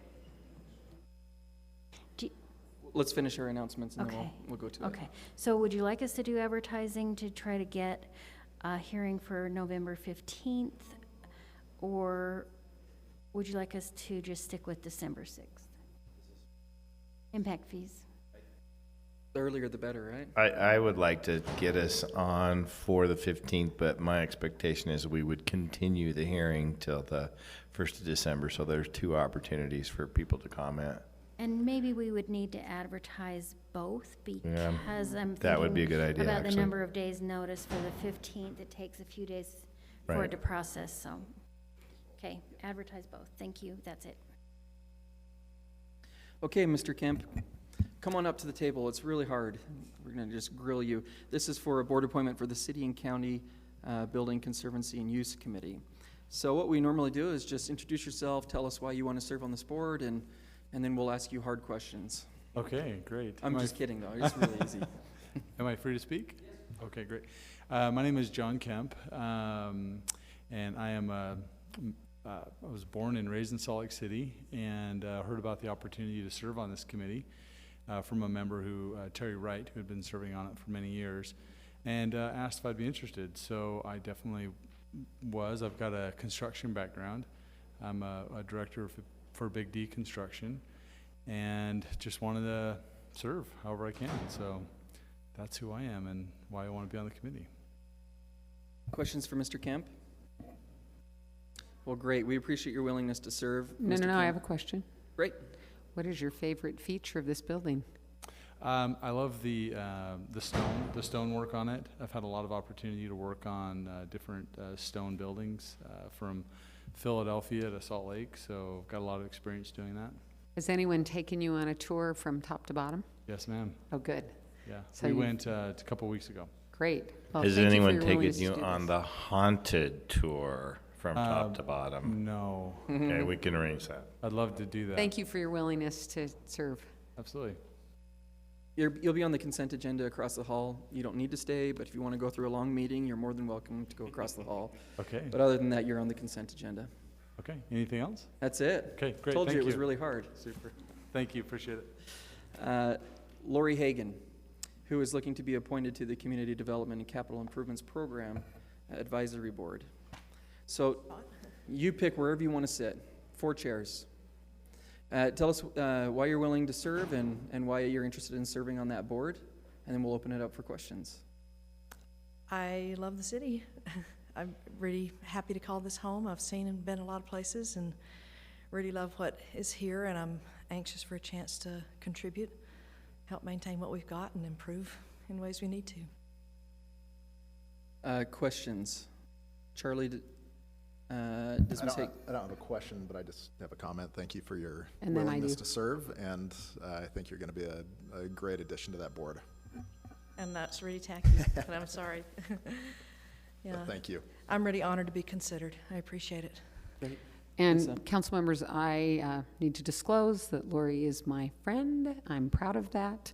And she is really one of the smartest people I know. She has a great accounting background, and I think she'll be a wonderful addition to this board. And I'm just thrilled that she accepted. And I just also have to say, if you ever get a chance to hear her son play his violin, you want to do that. Will you just share with us where he is right now, what he's doing? He's amazing. Should be landing in Tucson any minute. He's soloing with the Tucson Symphony this weekend, but Wow. he's living in Germany now. He's a concert artist, a violinist, and he'll actually be soloing with the Utah Symphony in next November. In a year. In a year, Yeah. so he'll be back that's on their schedule. Homegrown prodigy, and I would just tell you that Lori flew with him to LA for a violin lesson once a week, every week for how many years? About 7. But Yeah. So she knows how to focus on Lisa things and get it John were done. the first to see Will. When he was born, they were touring the hospital just before her son was born, and my husband saw them and said, "Sure, come on in." Like We just 5 delivered. minutes Come say after hi he was to born. her. So, so we go way back. We go way back. But I can be really unbiased and say I think Lori is a fantastic addition. I'm thrilled she's doing it. Thank you very much. Well, thank you, Lori. You hear that both Charlie and Lisa speak very highly of you. So we expect great things on the CDCIP board. Well, I hope no pressure. We But hope I you'll have like great it. respect for both of them, and I'm really thrilled to have the Well, chance you'll be to on the work with consent agenda across the hall. Like I said, if you want to stay through a long meeting, you can, but you're on the consent them. agenda. If you don't mind, I have a wedding reception I should scoot to. That's so almost as I will- important. Almost. All right, thank you very much. Thank you very much. Appreciate it. All right, council members, that's it for this evening. We did announcements, and we have dinner on the table on the liaison's table, and we'll meet across the hall at 7 o'clock. Lisa's running the show.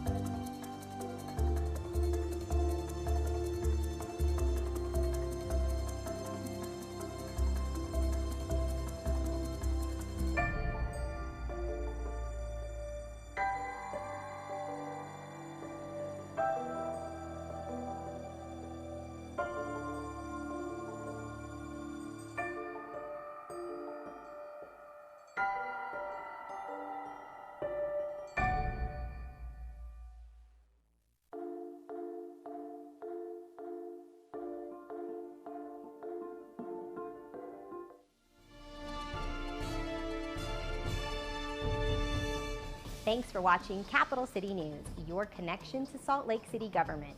I'm your host, Poonam Kumar. On today's show, I'm up top at 111 Main, Salt Lake City's newest high-rise building. On our show today, we'll be interviewing Wendy Lee about the city's Elevate Buildings program. And our History Minute is about the underground Social Hall Heritage Museum. But first, let's start with our legislative update and look back. The City Council has identified needed changes in the city land use ordinances intended to minimize potential neighborhood impacts. based on the council's concerns about placement and size of 2 new homeless resource centers. Since site selection is a mayoral decision, the City Council requested the mayor announce sites for the facilities by October 10th. This would allow ample time for public engagement before any state legislative deadline. Councilmember Aaron Mendenhall and representatives from the city and county agencies gathered to talk about crime and safety on State Street in the District 5 neighborhood. The discussion, which included more than 200 people, centered around city goals for long-term success and working together with the community to brainstorm new solutions. The discussion between police and the community continues. The Salt Lake City Library hosted a panel discussion focusing on how citizens and police can work together to create a safe and peaceful space. As baseball season finishes up for the year, the Salt Lake Bees report more than 500,000 attendees to this year's games, the first time since 2013. Earlier this month, Council Chair James Rogers helped close the season, firing a pitch across the plate, taking home a game ball. Council's Derek Kitchen hosted a District 4 tour, welcoming the city's new Economic Development Director, Laura Fritz, to downtown, along with RDA Deputy Director Justin Bellevue. Salt Lake City Mayor Jackie Biskupski and other public officials gathered for a ribbon cutting to welcome 111 Main to the heart of downtown. This premier floor-to-ceiling glass building is also LEED Gold certified and will be home to many nationally and internationally known companies.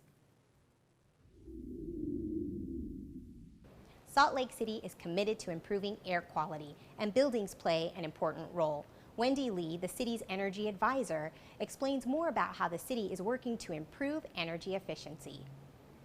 On a bad winter day, 40% of our NOx emissions come from area sources, which are our buildings and our residential structures. Buildings aren't often on people's minds when it comes to pollutants and emissions. So Elevate Buildings is an initiative that the city has started to kind of look at energy efficiency within these large commercial buildings.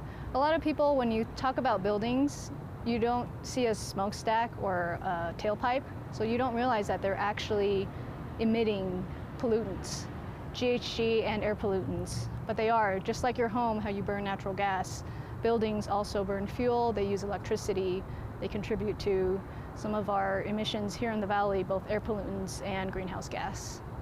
Air quality is definitely on a priority for the Department of Sustainability. We have a lot of different initiatives, and here in the city, we're helping buildings benchmark. We want to create a help center so that building owners and managers can come to us and say, hey, can you sign us up for this benchmarking?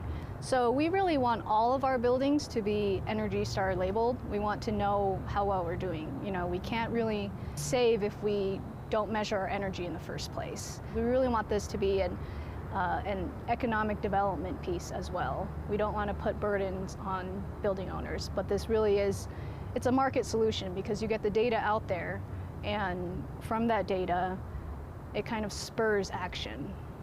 Again, like I said, energy efficiency is a very cost-effective way. We're not installing solar panels, we're not installing renewable energy. We're just asking people to tune up their buildings and use less energy with the equipment that they already have. And that is a very short-term, effective solution that can be implemented right away. It could be implemented today if we wanted to. So if you want more information, or if you want to work with us, I would encourage people to go on SSO Green and really learn more about this, and to learn more about buildings and energy and how it really plays a role in our city. And now it's time for our History Minute. In 1852, the Mormon pioneers set to work building the first public recreation hall in the state. For 10 years, it served as the center of social life in Salt Lake City, hosting plays, dances, and any other sort of community gathering. In 1862, after the Salt Lake Theater was built, the social hall would spend the next 60 years changing functions. It served as a church building and a school for a time. In 1893, it became the first fully equipped gymnasium in Utah and boasted a library in the basement. In 1918, the social hall was renovated once more for use as a theater by the University of Utah. The building was restored and replastered, but this only lasted for a couple of seasons. A new tenant was sought, and when none could be found, the social hall was torn down in 1921.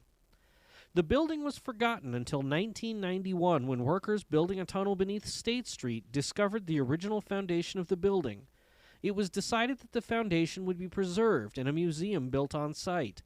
Today, a glass and steel structure outlines the place where the social hall, the center of recreation in Salt Lake City, once stood. Today, a replica of the original social hall stands at This Is the Place State Park, giving visitors an idea of what life in the early days of Salt Lake City would be like. That's it for this episode of Capital City News, where we do our best to keep you in the know. Tune in next time to stay up to date on all the latest. For SLC TV, I'm Poonam Kumar.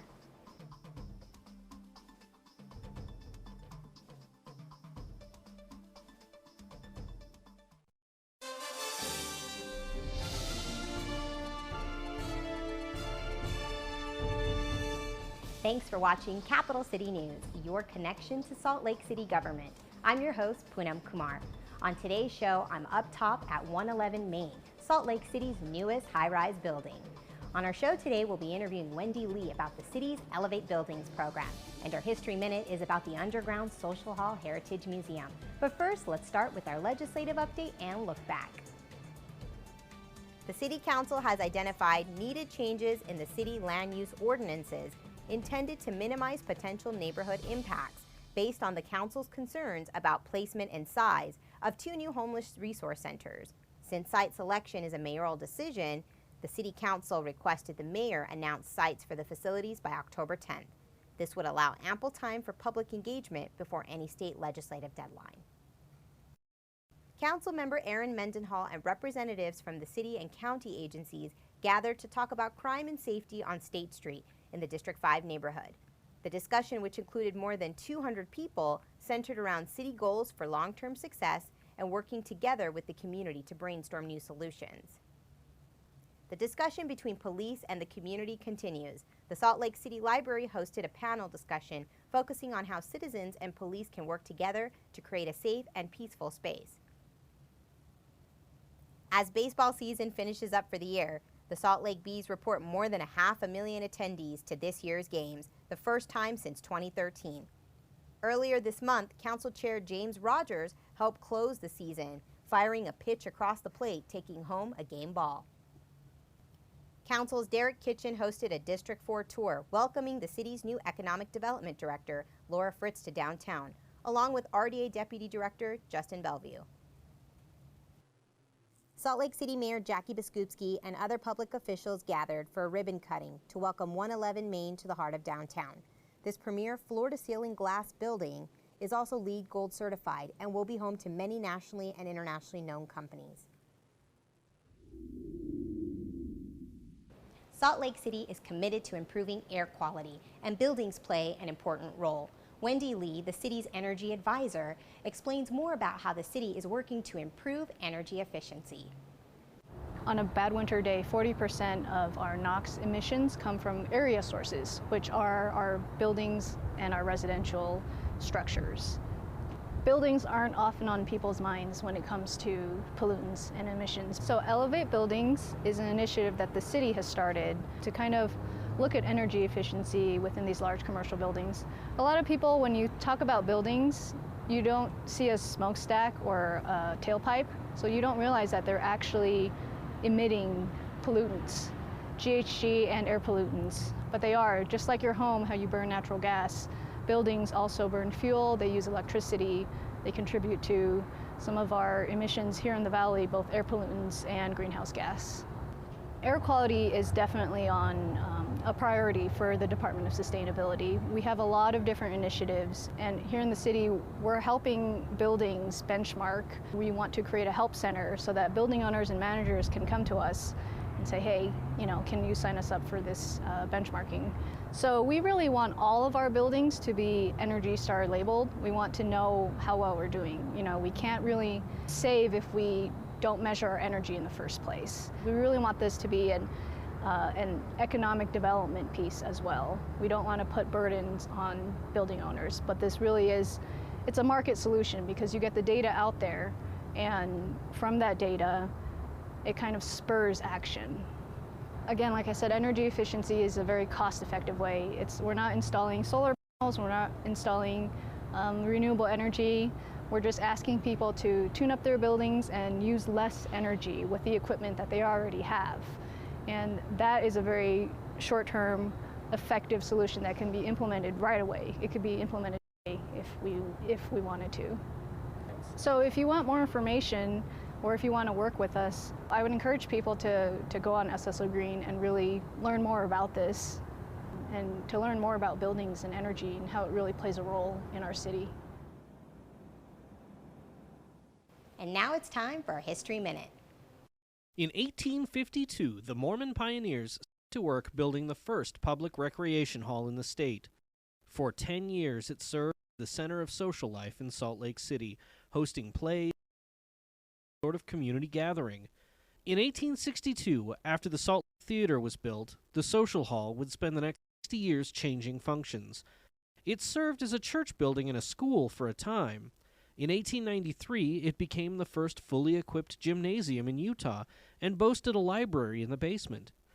In 1918, the social hall was renovated once more for use as a theater by the University of Utah. The building was